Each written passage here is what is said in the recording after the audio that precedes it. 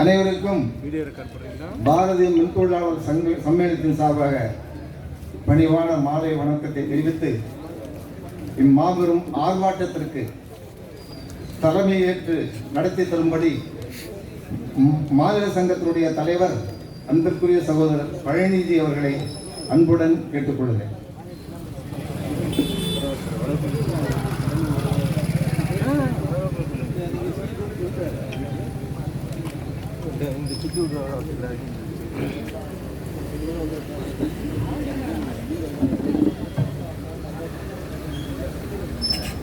பாரதிய மின்தொழிலாளர் சம்மேளனத்துடைய நிர்வாகிகள், உறுப்பினர்கள் அனைவருக்கும் எனது பணிவான மாலை வணக்கங்கள்.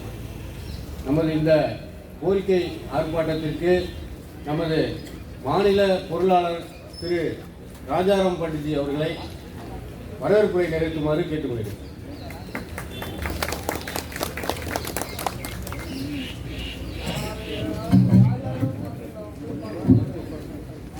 இந்த பாரதிய மின் தொழிலாளர் சம்மேளனத்தின் மாபெரும் கவன ஈர்ப்பு கோரிக்கை நுழைவாயு கூட்டம், பல்வேறு கோரிக்கைகளை வைத்து நுழைவாயு கூட்டம் நடைபெறுகிறது.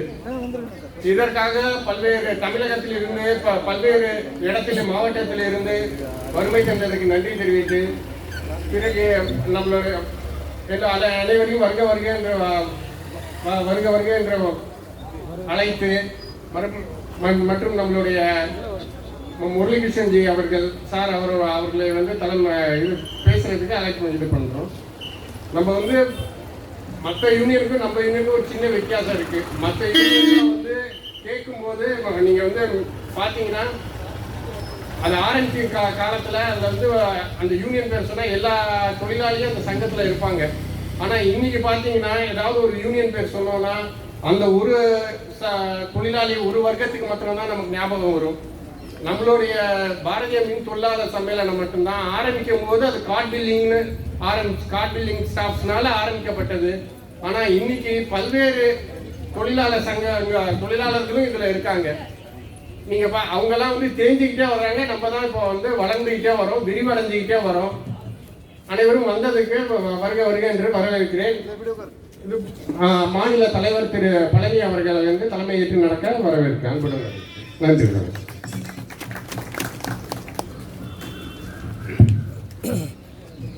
நண்பர்களே,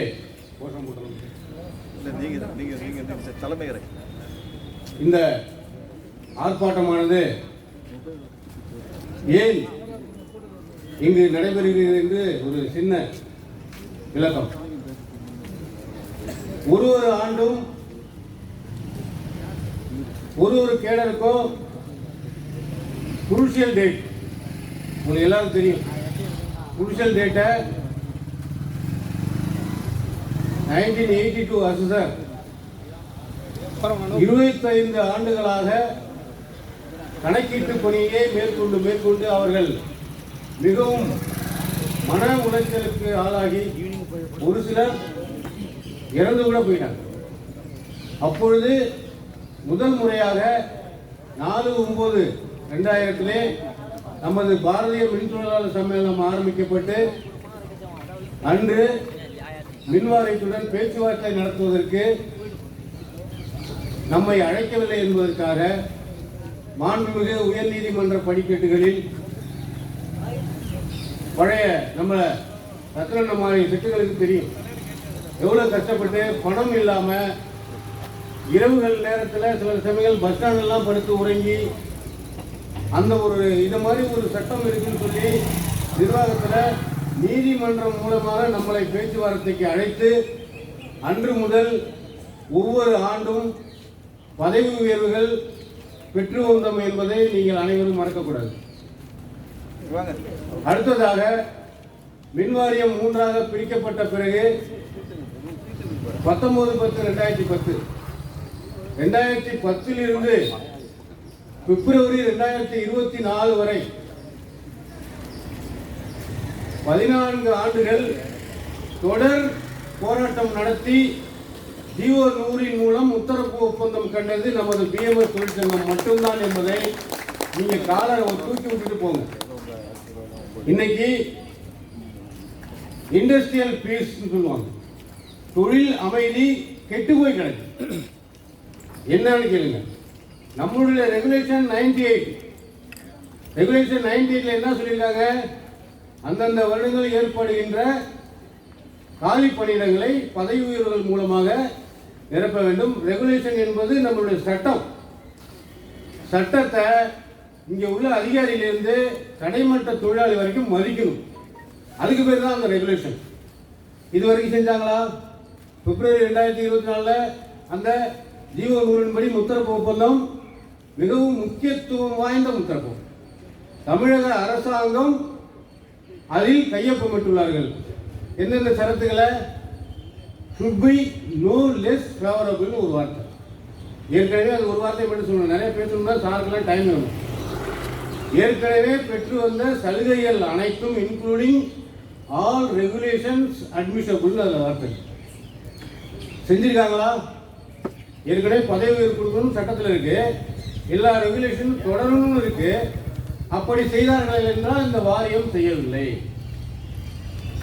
அதில் யார் யார் கையெழுத்து போட்டிருக்காங்கிறது உங்களுக்கு எல்லாருக்குமே அனுப்பிச்சிருக்கோம். நம்ம அவங்க ஒப்பந்தமும் போட்டுக்கொண்டு அந்த ஒப்பந்தத்தை மீறிய செயலை நம்ம என்னன்னு சொல்றது?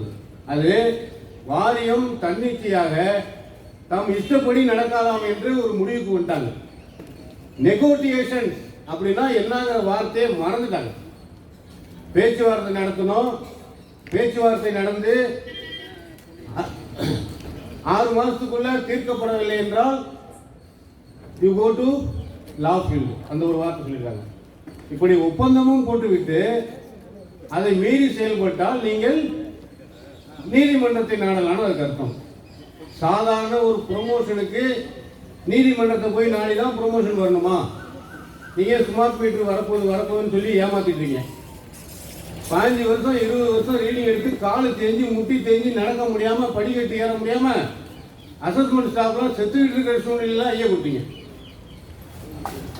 ஐயா கொடுத்து மறுபடியும் ரீடிங் எடு. ஆர்எஸ் கொடுத்தீங்க.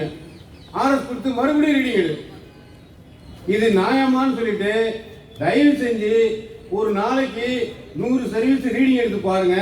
ஒரு மாசம் ரீடிங் எடுங்க. அசஸ்மெண்ட் ஸ்டாஃபோட கஷ்டம் உங்களுக்கு தெரியும். அது செஞ்சு பார்த்தா தான் உங்களுக்கு புத்தி வரும். அதுவரை உங்களுக்கு புத்தி வராது. ஜஸ்ட் ஒரு ப்ரொமோஷன் ரீடிங் வந்து அதே ரீடிங் தான் எடுத்துட்டு இருக்காங்க. அது ப்ரொமோஷன் கொடுத்து ஒரு இன்க்ரிமெண்ட் கொடுக்கறதுல உங்களுக்கு என்ன கஷ்டம்? உங்க காசு கொடுக்க போறீங்களா? உங்க காசா கொடுக்க போறீங்க? அது கிடையாது. அடுத்ததாக புதுமை எப்போதுமே பிஎம்எஸ் வரவேற்கும். கண்டிப்பா நாங்கள் எடுத்தோடனே அதை வந்து எதிர்க்க மாட்டோம். ப்ளூடூத் கொண்டு வந்தீங்க, சந்தோஷம். புதிய முறைதான், ரொம்ப சந்தோஷம், வரவேற்கிறோம். யாரு பட்டன் போன் வச்சுக்கிட்டு அந்த குடும்பத்தை அண்ணன் தம்பி அக்கா தங்கச்சி கூட்டு குடும்பமா வச்சுக்கிட்டு போன் வாங்க கூட காசு இல்லாம இந்த காலத்துல பட்டன் போன் வச்சிருக்கானே அவன் எப்படி எடுப்பான்னு உனக்கு அறிவு இருந்துச்சா? போன் வாங்கி கொடுத்தியா? இல்ல வேற ஏதாவது செஞ்சுட்டு அவனுக்கு enter into the computer any mode. சந்தோஷம், எனி மோடு தான். அந்த மோடு யாரு வாங்கி கொடுப்பாரு? அசஸ்மெண்ட் டயத்துல பாக்கெட்ல போனை வச்சுக்கிட்டு பேண்ட் பாக்கெட்ல போனை வச்சுட்டு அப்படியே சுடுது, கொதிக்குது. எல்லாரும் போன் அடிச்சு புலம்புறாங்க. கொஞ்சமாச்சு அறிவுன்னு ஒன்று இருந்துச்சுன்னா அதுக்கு ஒரு டேப் வாங்கி கொடுங்க. யார் காசுல போட்டு வாங்க போறீங்க? டிபார்ட்மெண்ட் காசு வாங்கி கொடுக்கறதுல உங்களுக்கு என்ன கஷ்டம்? அதை என்ன செய்யல? அடுத்ததாக நமது உயர்நீதி மின்வாரிய தலைவர் அவர்களிடம் போய் சொன்னோம், சார் ஸ்கூல் பசங்களாம் ஸ்கூல்ல சேர்க்கிற டைம் மார்ச் ஏப்ரல்ல இந்த செகண்ட் இன்ஸ்டால்மெண்ட் கொடுங்கன்னு சொல்லி கேட்கிறோம். இதுல என்ன தப்பு? ஒரு தாயா இருந்து தந்தையா இருந்து செயல்படக்கூடிய அதை யோசிச்சு அதுக்கு பணம் ஏற்பாடு பண்ணி கொடுக்கணும். இன்னும் கொடுக்கல. ஒரு ஒரு விஷயத்துக்கும் போராடிதான் கிடைக்குமா? எதுக்கு அந்த ஒப்பந்தம் போடுறீங்க? பிபி இருக்கு, ரெகுலேஷன் இருக்கு, எல்லாத்தையும் தேவையில்லைன்னு சொல்லிட்டு தூக்கி போடுங்க. எந்த ஒரு விஷயத்துக்குமே தொழிற்சங்கத்தை நாடுறதில்லை, பேசுறதில்லை, டிஸ்கஸ் கூப்பிடுறதும் இல்லை. நெகோசியேஷன் பேச்சு மின்வாரியம் மறந்துட்டாங்க. கடந்த 8/6/2017 மாண்புமிகு சென்னை உயர்நீதிமன்றம் இரட்டை வழி களப்பிரிவு பணியாளர்களுக்காக ஒரு நீதி வழங்கினாங்க. அந்த நீதியில 6 மாசத்துக்குள்ள சர்வீஸ் ரெகுலேஷன்ல திருத்தம் செய்து சீனியர் களப்பிரிவு பணியாளர்கள் பாதிக்காதவாறு உங்களுடைய ரெகுலேஷன் திருத்துங்கள் அப்படின்னு சொல்லி நம்ம ஆர்டரே வாங்கி கொடுத்துட்டோம். நீங்க என்ன செஞ்சீங்க? அது சம்பந்தமா 100 வாட்டி 200 வாட்டி மாத்தி பேச்சுவார்த்தை நடத்திட்டோம். இன்னும் ஒண்ணுமே செய்யல. இதற்காக பாதிக்கப்பட்ட தொழிலாளி கூட நம்மள்கிட்ட குறைந்த நபர்கள் தான். மற்றவர்களும் அவங்களும் வந்து போர்டுலேயும் வந்து எல்லா தொழிற்சங்கத்துக்கும் லெட்டர் கொடுக்குறாங்க. இது சம்பந்தமா உங்களுடைய கருத்துக்களை கொடுங்க, இது சம்பந்தமா உங்க கருத்துக்களை கொடுங்க. யாரும் காது கொடுத்து வாங்குவது போலும் தெரியவில்லை. அடுத்ததாக ஓய்வு பெற்ற பிறகு அந்த பென்ஷனருக்கு படும்பாடு பாருங்க.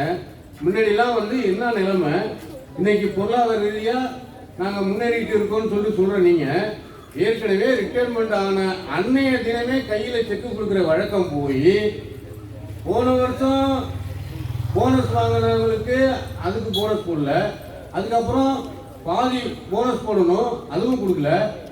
இப்படி நீங்க என்னதான் செய்றீங்க? அவங்க எல்லாமே வந்து எந்த டைம் இருந்தாலும் தமிழக அரசாங்கம் அவ்வப்போது அறிவிக்கும் போது எல்லா டயத்திலையும் உடனடியாக இங்கு டிஓ இல்லை மற்ற சலுகைகளோ கொண்டு வரக்கூடாதுன்னு சொன்னீங்க. அப்புறம் எதுக்கு திருப்பி லெட்டர் எழுதுறீங்க? எந்த ஒரு அரசாங்கமாக இருந்தாலும் மக்களால் தேர்ந்தெடுக்கப்பட்ட அரசாங்கத்துக்கு பிஎம்எஸ் எப்பொழுதுமே பொறுப்புணர்வோடு இருக்கும். ஆனால் நீங்க நடக்கிறத பார்த்தா இந்த கவர்மெண்ட்டுக்கு கெட்ட பேர் வாங்கி கொடுத்துருங்க. அப்படிதான் நடக்குது. சுத்தம் கூட இந்த தொழிலகத்தில் அமைதி இல்லை என்பதை தெரிவித்துக் கொண்டு அடுத்ததாக திரு இளங்கோவன்ஜி அவர்கள் முன்னாள் மாநில தலைவர்களை பேச்சு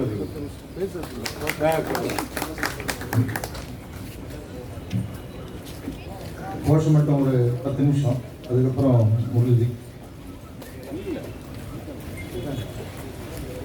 பாரத் மாதா கி வாழிய வாழிய வாழியவே, வாழிய வாழிய வாழியவே, பிஎம்எஸ் வாழியவே, பிஎம்எஸ் வாழியவே, பிஎம்எஸ் வாழியவே, பிஎம்எஸ் வாழியவே.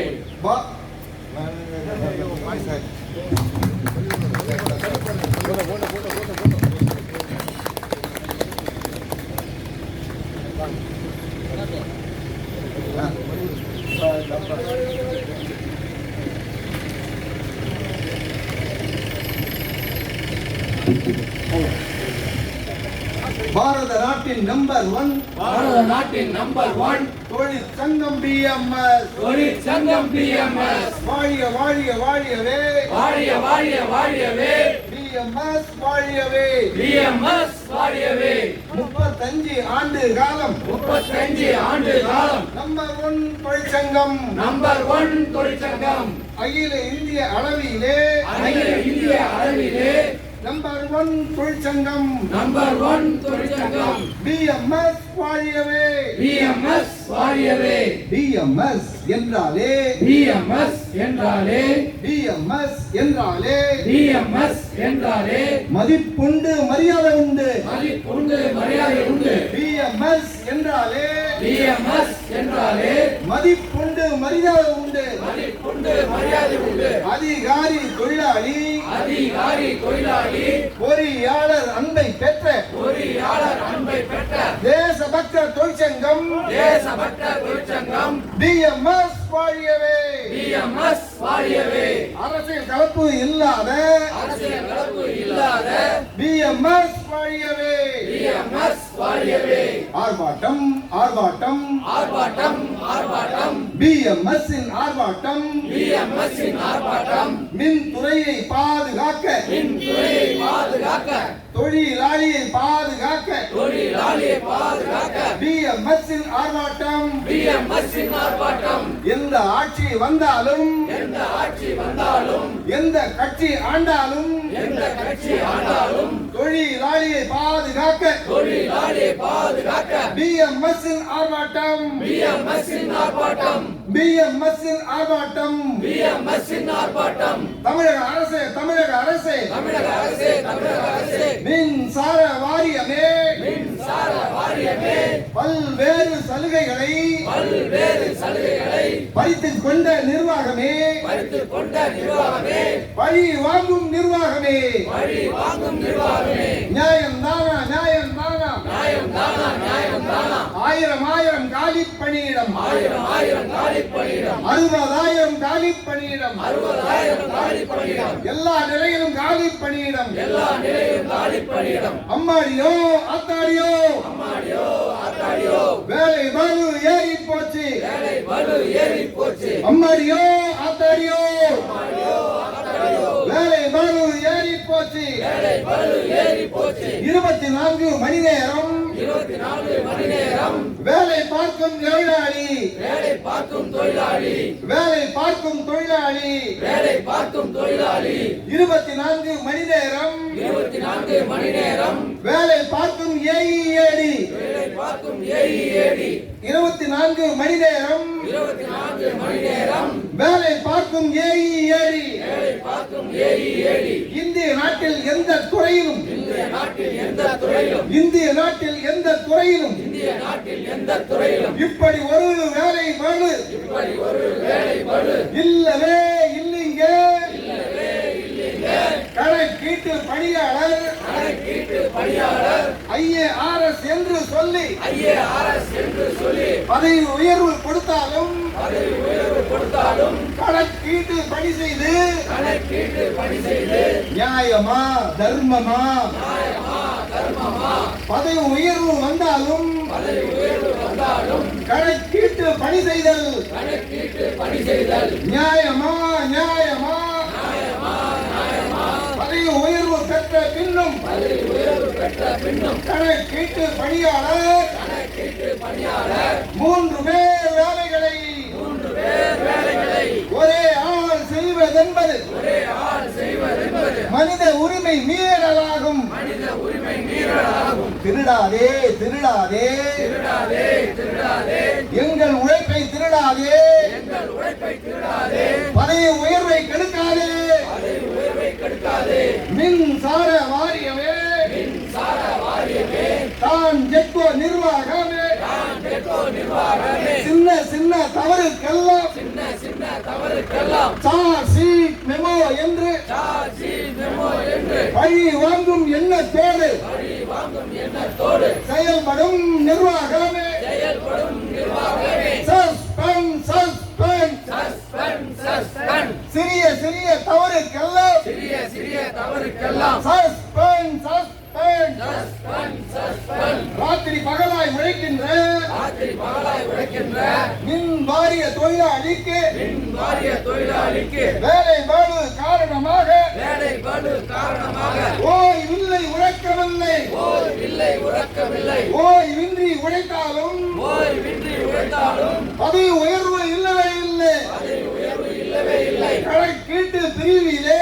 கணக்கீட்டு பிரிவிலே அக்கவுண்ட்ஸ் பிரிவிலே அக்கவுண்ட்ஸ் பிரிவிலே அட்மின் பிரிவிலே அட்மின் பிரிவிலே பதவி உயர்வு தாமதம் தாமதம் பதவி உயர்வு தாமதம் தாமதம் பதவி உயர்வு வழங்குவதில் பதவி உயர்வு வழங்குவதில் இனியும் தாமதம் செய்யாதே இனியும் தாமதம் செய்யாதே இரவு காத்த கிளி போல இரவு காத்த கிளி போல இப்போ வரும் அப்பா வரும் இப்ப வரும் அப்பா வரும் எப்போ வரும் பதவி உயர்வு எப்ப வரும் பதவி உயர்வு எப்போ வரும் பதவி உயர்வு எப்ப வரும் பதவி உயர்வு எங்களை இனியும் சோதிக்காதே எங்களை இனியும் சோதிக்காதே தான் ஜெட்கோ நிர்வாகமே நான் டெக்கோ நிர்வாகமே பதவி உயர்வு வழங்கிடு பதவி உயர்வு வழங்கிடே தொழிலாளி சந்தோஷம் தொழிலாளி சந்தோஷம் நிர்வாகத்தின் முன்னேற்றம் நிர்வாகத்தின் முன்னேற்றம் தொழிலாளி சந்தோஷம் தொழிலாளி சந்தோஷம் நிர்வாகத்தின் முன்னேற்றம் நிர்வாகத்தின் முன்னேற்றம் அனைத்து தரப்பு தொழிலாளிக்கும் அனைத்து தரப்பு தொழிலாளிக்கும் பதவி உயர்வை வழங்கிடு பதவி உயர்வை வழங்கிடே வேலை பளு ஒப்பந்தத்தை வேலை பளு ஒப்பந்தத்தை தாமதம் இனியும் செய்யாதே தாமதம் இனியும் செய்யாதே ஆயிரக்கணக்கில் காலி பணியிடம் ஆயிரக்கணக்கில் காலி பணியிடம் 60,000 காலி பணியிடம் 60,000 காலி பணியிடம் சோர்வின்றி உழைக்கின்றோம் ஓய்வின்றி உழைக்கின்றோம் பொது மக்கள் நன்மைக்காக பொது மக்கள் நன்மைக்காக பொது மக்கள் நன்மைக்காக பொது மக்கள் நன்மைக்காக ஓய்வின்றி உழைக்கிறோம் கடுமையாக உழைக்கின்றோம் உழைக்கின்றோம் அதனாலே கேட்கின்றோம் கேட்கின்றோம் வேலை பாடு ஒப்பந்தத்தை வேலை பளு ஒப்பந்தத்தை ஒப்பந்தத்தை உடனே போடு உடனே போடு. மின்சார வாரியத்தில் மின்சார வாரியத்தில் அனைத்து தரப்பு தொழிலாளியும் அனைத்து தரப்பு தொழிலாளியும் நிம்மதியாக வேலை செய்ய நிம்மதியாக வேலை செய்ய வேலை பளுவை குறைத்திடு. வேலை பளுவை குறைத்திடு. காலி இடத்தை நிரப்பிடு. காலி இடத்தை நிரப்பிடு.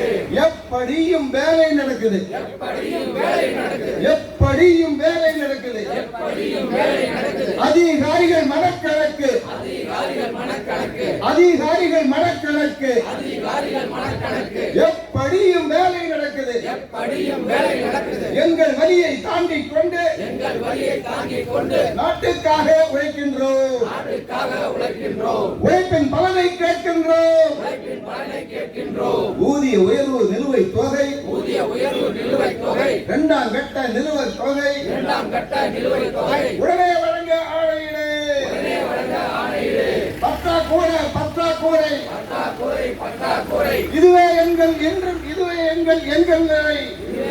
எங்கள் நிலை. பற்றாக்குறை பற்றாக்குறை பற்றாக்குறை பற்றாக்குறை இதுவே என்றும் எங்கள் நிலை. இதுவே எங்கள் நிலை. இஎம்ஐ இஎம்ஐ இஎம்ஐ இஎம்ஐ வீடு கட்ட இஎம்ஐ, வீடு கட்ட இஎம்ஐ, ஸ்கூட்டர் வாங்க இஎம்ஐ, ஸ்கூட்டர் வாங்க இஎம்ஐ, வீட்டு பொருட்கள் இஎம்ஐ, வீட்டு பொருட்கள் இஎம்ஐ, கல்வி கடன் இஎம்ஐ, கல்வி கடன் இஎம்ஐ, விலைவாசி ஏற்றத்தால் விலைவாசி ஏற்றத்தால் கடன் இல்லா வாழ்க்கை இன்று கடன் இல்லா வாழ்க்கை என்று சாத்தியமில்லை சாத்தியமில்லை. சாத்தியமில்லை சாத்தியமில்லை. கல்வி கட்டணம் லட்சம் ரூபாய், கல்வி கட்டணம் லட்சம் ரூபாய், எல்கேஜிக்கு லட்சம் ரூபாய். எல்கேஜிக்கு லட்சம் ரூபாய், இன்னும் சில பள்ளிகளில் இன்னும் சில பள்ளிகளில் 2 லட்சம் 3 லட்சம். 2 லட்சம் 3 லட்சம். காலேஜ் ஃபீஸ் என்றாலே காலேஜ் ஃபீஸ் என்றாலே 3 லட்சம் 5 லட்சம். 3 லட்சம் 5 லட்சம். ஆண்டுக்கு 5 லட்சம். ஆண்டுக்கு 5 லட்சம். வாழ வழி தெரியவில்லை. வாழ வழி தெரியவில்லை. அதனாலே கேட்கின்றோம், அதனாலே கேட்கின்றோம். நிலுவைத் தொகை அனைத்தையும் நிலுவைத் தொகை அனைத்தையும் உடனே வழங்க ஆணையிடு. உடனே வழங்க ஆணையிடு.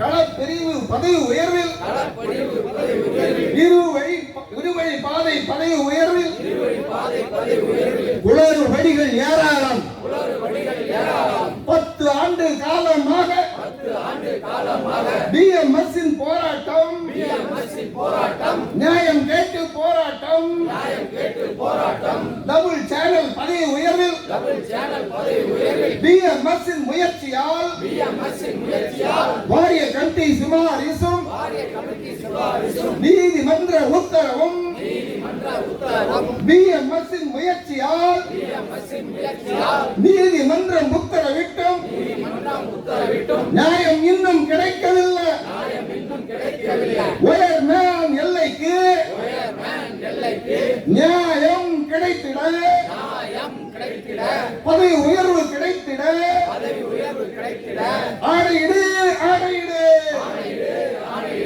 ஆண்டாண்டு காலமாக ஆண்டாண்டு காலமாக பிஎம்எஸ்ஸின் ஆர்ப்பாட்டம், பிஎம்எஸ்ஸின் ஆர்ப்பாட்டம், டபுள் சேனல் பதவி உயர்வில் டபுள் சேனல் பதவி உயர்வில் கோல்மால் இருக்கும் என்று கோல்மால் இருக்கும் என்று தொழிலாளர் நினைக்கின்றார். தொழிலாளர் நினைக்கின்றார். டபுள் சேனல் பதவி உயர்வில் டபுள் சேனல் பதவி உயர்வில் தர்மம் வென்றிட, தர்மம் வென்றிட, உழைப்பவர் உயர்ந்திட, உழைப்பவர் உயர்ந்திட, கொள்கை முடிவை எடுத்திடு.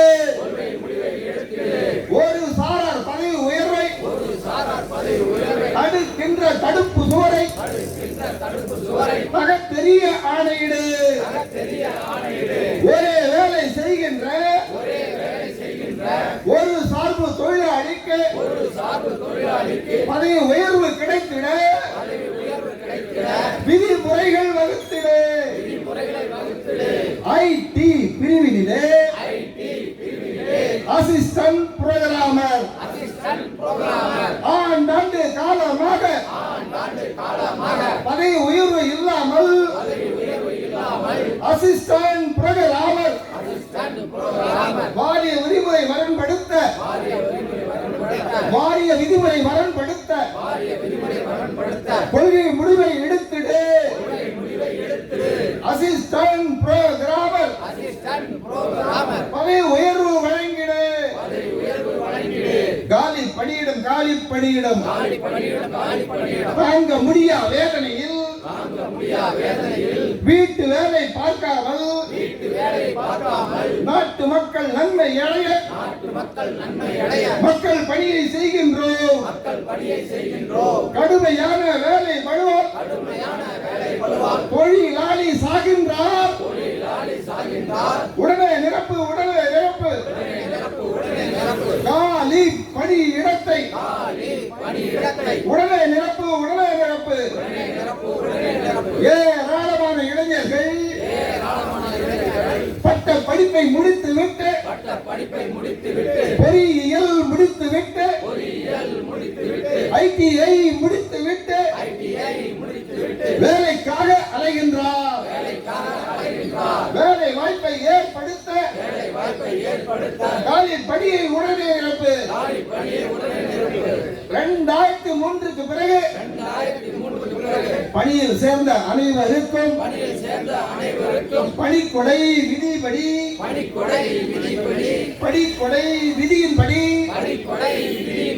பணிக்கொடை வழங்கிடு சமூக நீதியை காத்திடு ஊழியர் வாழ்வை காத்திட 2003 தொழிலாளிக்கு கிராச்சுட்டி வழங்கிடு பணிக்கொடையை வழங்கிடு வாரிய பணி தொழிலாளிக்கு ஒப்பந்த பணி காலத்தை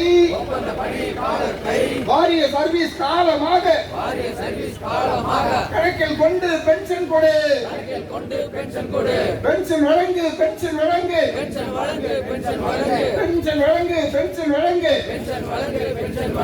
ஒப்பந்த பணி காலத்துக்கும் பென்ஷன் வழங்கிடு கான்ட்ராக்ட் காலத்தை சர்வீஸாக எடுத்துக்கொண்டு பென்ஷன் வழங்கிடு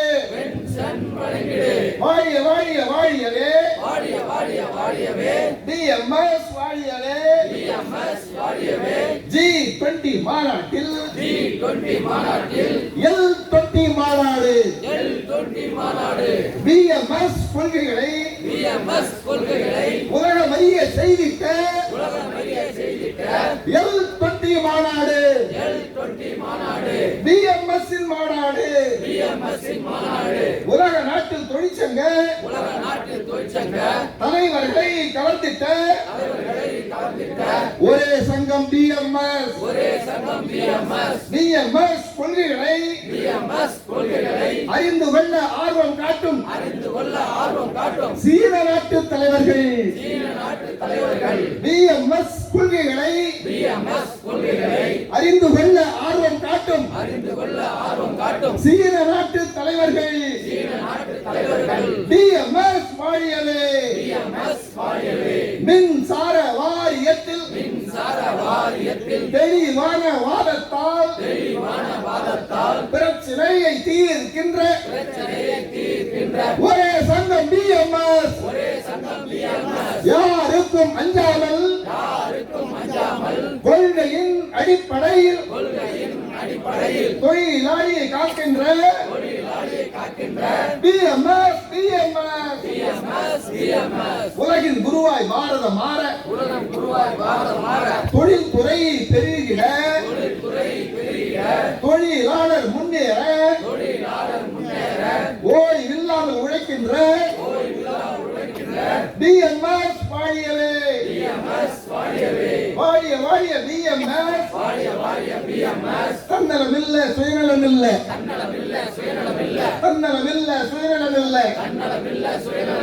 எல்லாம் எங்கள் நாட்டுக்கு நிரந்தரமான தலைவர்கள் இல்ல தனி நபர் துதிபாடில்ல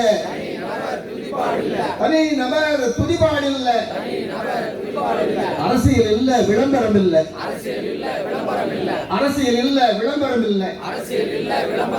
BMS இன் கொள்கை எல்லாம் தேசமெல்லாம் தொழில்மயம்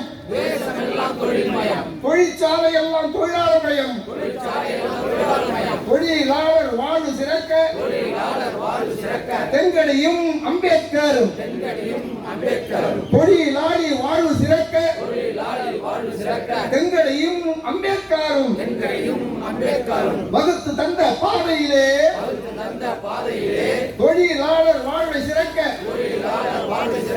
தொடர்ந்து நாங்கள் பயணிப்போம்.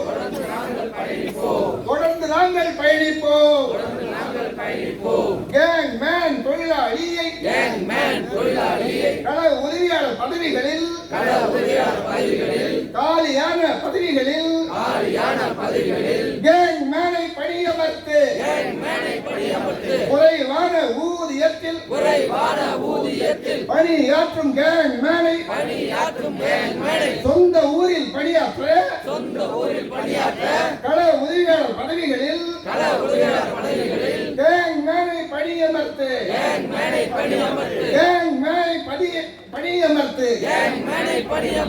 ஜிஓ நூறினை ஒப்பந்தம் செய்திட 13 ஆண்டு காலமாக போராடிய பிஎம்எஸ் தொழிலாளியை பாதுகாக்க குடும்பத்தை பாதுகாக்க தொழிலாளர் துறை சிபாரிசை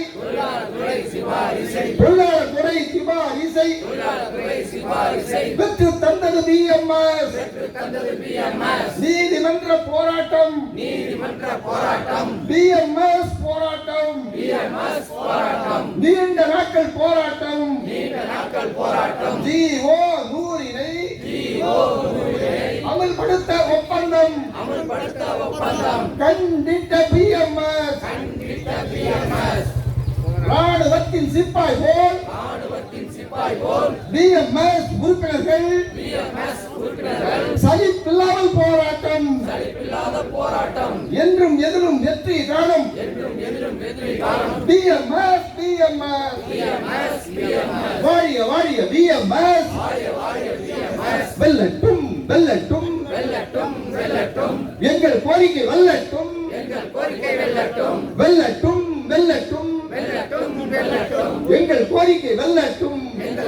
வெல்லட்டும். பாரத் மாதா கி ஜெய். பாரத் மாதா கி ஜெய். பாரத் மாதா கி ஜெய். பாரத் மாதா கி ஜெய். பாரத் மாதா கி ஜெய். பாரத் மாதா கி ஜெய்.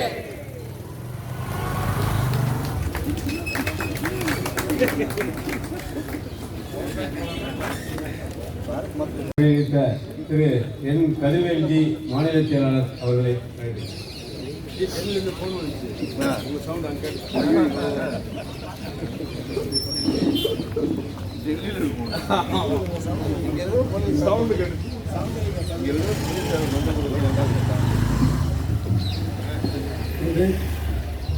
சென்னை தலைமையகம் முன்பாக நடைபெறுகின்ற மாபெரும் கவன ஈர்ப்பு ஆர்ப்பாட்டத்திற்கு முதலில் வந்திருக்கின்ற அனைத்து தமிழகம் முழுவதும் இருந்து வந்திருக்கின்ற அனைத்து திட்டங்களிலிருந்து உறுப்பினர்களையும் பொறுப்பாளர்கள் அனைவரையும் வருகிறவர்கள் என வரவேற்கிறோம். இந்த மாபெரும் கவன ஈர்ப்பு ஆர்ப்பாட்டம் ஜிஓ 100க்கு மட்டும்தான் நம்ம 13 வருஷமாக போராடிட்டு இருந்தோம். ஏன்னா ஜிஓ 100ல் பார்த்தீங்கன்னா முதல்ல ஆரம்ப காலத்தில் நம்ம கோரிக்கை அட்டை அணிந்து நம்ம வந்து அலுவலகத்தில் வந்து கோரிக்கை அட்டை அணிந்து அறவழி போராட்டம் மூலமாக நம்ம போராடிட்டு இருந்தோம். அடுத்த கட்டமாக நமது சட்ட ஆலோசகர் முரளிகிருஷ்ணன்ஜி அவர்களுடைய நேரடி வழிகாட்டுதல் மூலமாக அடுத்த கட்டமாக நம்ம வந்து ஒவ்வொரு கோட்டங்கள் முன்பாக ஆர்ப்பாட்டங்கள் நடத்தியிருந்தோம். அதுக்கப்புறம் வட்டங்கள் அனைத்து திட்டங்கள் முன்னாடி மேற்பார்வை பொறியாளர் அலுவலகம் முன்பாக மாபெரும் போராட்டத்தை நடத்திட்டு அதுக்கடுத்து பார்த்திங்கன்னா ரீஜன் முழுவதும் அந்த மண்டலத்தில் வந்து மாபெரும் ஆர்ப்பாட்டத்தை நம்ம கொண்டு வந்ததன் காரணமாகத்தான் அவங்க ஜிஓ 100க்கு வந்து அதுக்கப்புறம் தான் பேச்சுவார்த்தைகளை கூப்பிட்டுருந்தாங்க. இது மாபெரும் போராட்டமாக வந்து அமைஞ்சுது. இந்த 13 வருஷம் போராட்டத்தில் பார்த்திங்கன்னா இது பெரிய வெற்றி பிஎம்எஸ்க்கு மட்டும்தான்.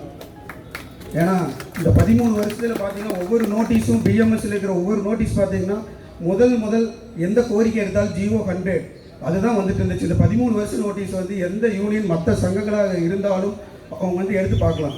மற்ற சங்கங்கள் எல்லாமே பார்த்திங்கன்னா இந்த ஜிஓ 100 கடைசி இடத்துலையோ இல்லை ஏதோ ஒரு இடத்துல ஏதோ ஒரு ஃபார்மாலிட்டிக்காக கொடுத்து நம்மளும் அது கூட சேர்ந்துக்கலாம் அப்படிங்கிற மாதிரி பண்ணியிருந்தாங்க. ஆனால் முழு முயற்சியுடன் இந்த 13 ஆண்டு காலம் வந்து நம்ம மிகப்பெரிய வெற்றி அடைஞ்சு இந்த ஜிஓ 100 வந்து நம்ம முன்னிலைப்படுத்தி நம்ம பெரிய அறவழி மூலமாக வந்து நம்ம வெற்றி அடைஞ்சிட்டோம். இந்த வெற்றி அடைஞ்ச பலனாக வந்து இப்போ நம்ம ஊதி உயர்வும் வாங்கிட்டோம். அது 2வது தொகை தான் இப்போ இவ்வளவு பிரச்சனை. அதுக்கடுத்து பார்த்திங்கன்னா நம்ம வேலைப்பளு வந்து ஒரு அசஸர் ஒரு ரீடிங் இருக்கிறாரு.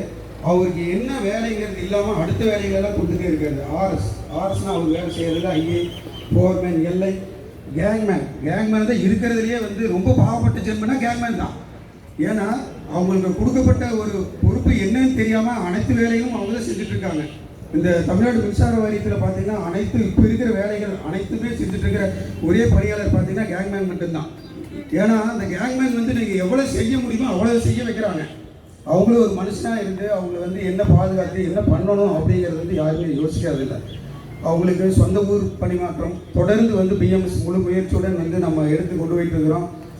விரைவில் வந்து அவங்களுக்கு கள உதவியாளராக வந்து கண்டிப்பாக பிஎம்எஸ் கண்டிப்பாக வாங்கி கொடுக்கும். ஏன்னா வாங்கி கொடுத்தா மட்டும்தான் அவங்களுடைய செயல்பாடு இன்னும் எங்களுக்கு வந்து ஊக்கம் இருக்கும்.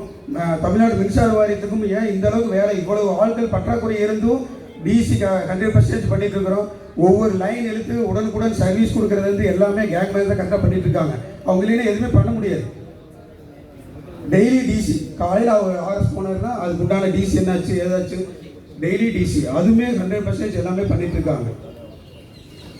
அதுக்கடுத்து பார்த்தீங்கன்னா 2007 கொடுத்த கம்ப்யூட்டர் இன்னுமே வந்து அது என்ன பாவம்னு தெரியல. இப்போ வரைக்கும் அது வந்து ரொம்ப கஷ்டப்பட்டு நம்மளும் அது கூட சேர்ந்து இயங்கிட்டு இருக்கிறத சொல்ல முடியும். அந்த கம்ப்யூட்டரை வச்சுட்டு நம்ம என்ன பண்ண முடியுமே தெரியல. ஆனால் இவங்க வந்து எல்லாம் ஒவ்வொரு திட்டங்களுக்கு சரி எல்லாமே வந்து நிதி எல்லாம் ஒதுக்கியிருந்தாங்க. அதையெல்லாம் என்ன பண்ணினாங்கன்னு இப்போ வரைக்கும் தெரியல. அந்த நிதி வந்து முறையாக பயன்படுத்தி எல்லாமே கரெக்டாக கொடுத்துருந்தாங்கன்னா கண்டிப்பாக வந்து இன்னும் வந்து ஏகப்பட்ட நம்ம எக்யூப்மெண்ட் எல்லாம் வாங்கியிருக்கலாம். அதில் என்ன பண்ணாங்கன்னு இப்போ வரைக்கும் தெரியல. நம்ம ஒரு கம்ப்யூட்டரில் ஒரு ப்ராப்ளம் அப்படிங்கும்போது பார்த்தீங்கன்னா நம்ம மண்டல அலுவலகத்திலையோ இல்லை வந்து திட்டத்தில் இருக்கக்கூடிய நம்ம அசிஸ்டன்ட் ப்ரோக்ராமர்கிட்ட தான் நம்ம போய் கேட்போம். அவங்க என்ன பண்ணுறதே தெரியல. அவங்க வந்து ஒரு சில உடனடியாக பண்ணி கொடுக்குற இது வந்து பண்ணி கொடுத்துட்றாங்க. ஆனால் எதுவுமே பண்ண முடியாத சூழ்நிலையில் நம்ம எதுவுமே அங்கேயும் போய் நம்ம ஒரு அசஸ்மெண்ட்டோ இல்லை எதுவுமே பண்ண முடியாத சூழ்நிலையில் இருக்கிறோம். அப்போ இந்த போர்டு வந்து இங்கே இருக்கிறவங்க என்ன பண்ணிட்டு இருக்காங்க, இப்போ இவ்வளவு வருமானம் வந்துட்டு இருக்குது, அது வந்து இன்னும் லாஸ்ன்னு சொல்லிட்டு இருக்காங்க. அது எந்த வகையிலுமே தெரியல. இதுக்கெல்லாம் வந்து கண்டிப்பாக வந்து ஒரு முடிவு தெரியணும். அதே போல் இந்த வேலைப்பளு ஒப்பந்தத்தையும் சரியான முறையில் வந்து நம்ம கொண்டு போனோம்னா தான் எல்லாத்துடைய வேலைப்பளுவும் ஒரே மாதிரியாகவும் நம்மளுடைய மன உளைச்சல் எல்லாரும் மன உளைச்சலில் ஒர்க் பண்ணிட்டு இருக்கிறோம். அந்த மன உளைச்சல் இல்லாமல் நிம்மதியாக வேலை பார்த்தோம்னா மட்டும்தான் நம்ம குடும்பத்தையும் பாதுகாக்க முடியும், மின்வாரியத்தையும் பாதுகாக்க முடியும். அப்படிங்கிற இந்த நேரத்தில் உங்கள்கிட்ட தெரிவித்து கொண்டு எனக்கு வாய்ப்பளித்ததுக்கு நன்றி கூறி விடுவதிலே நன்றி. திரு மணிக்குமார் ஜி அவர்கள் மாநில துணைத் தலைவர்களை வாழ்த்து.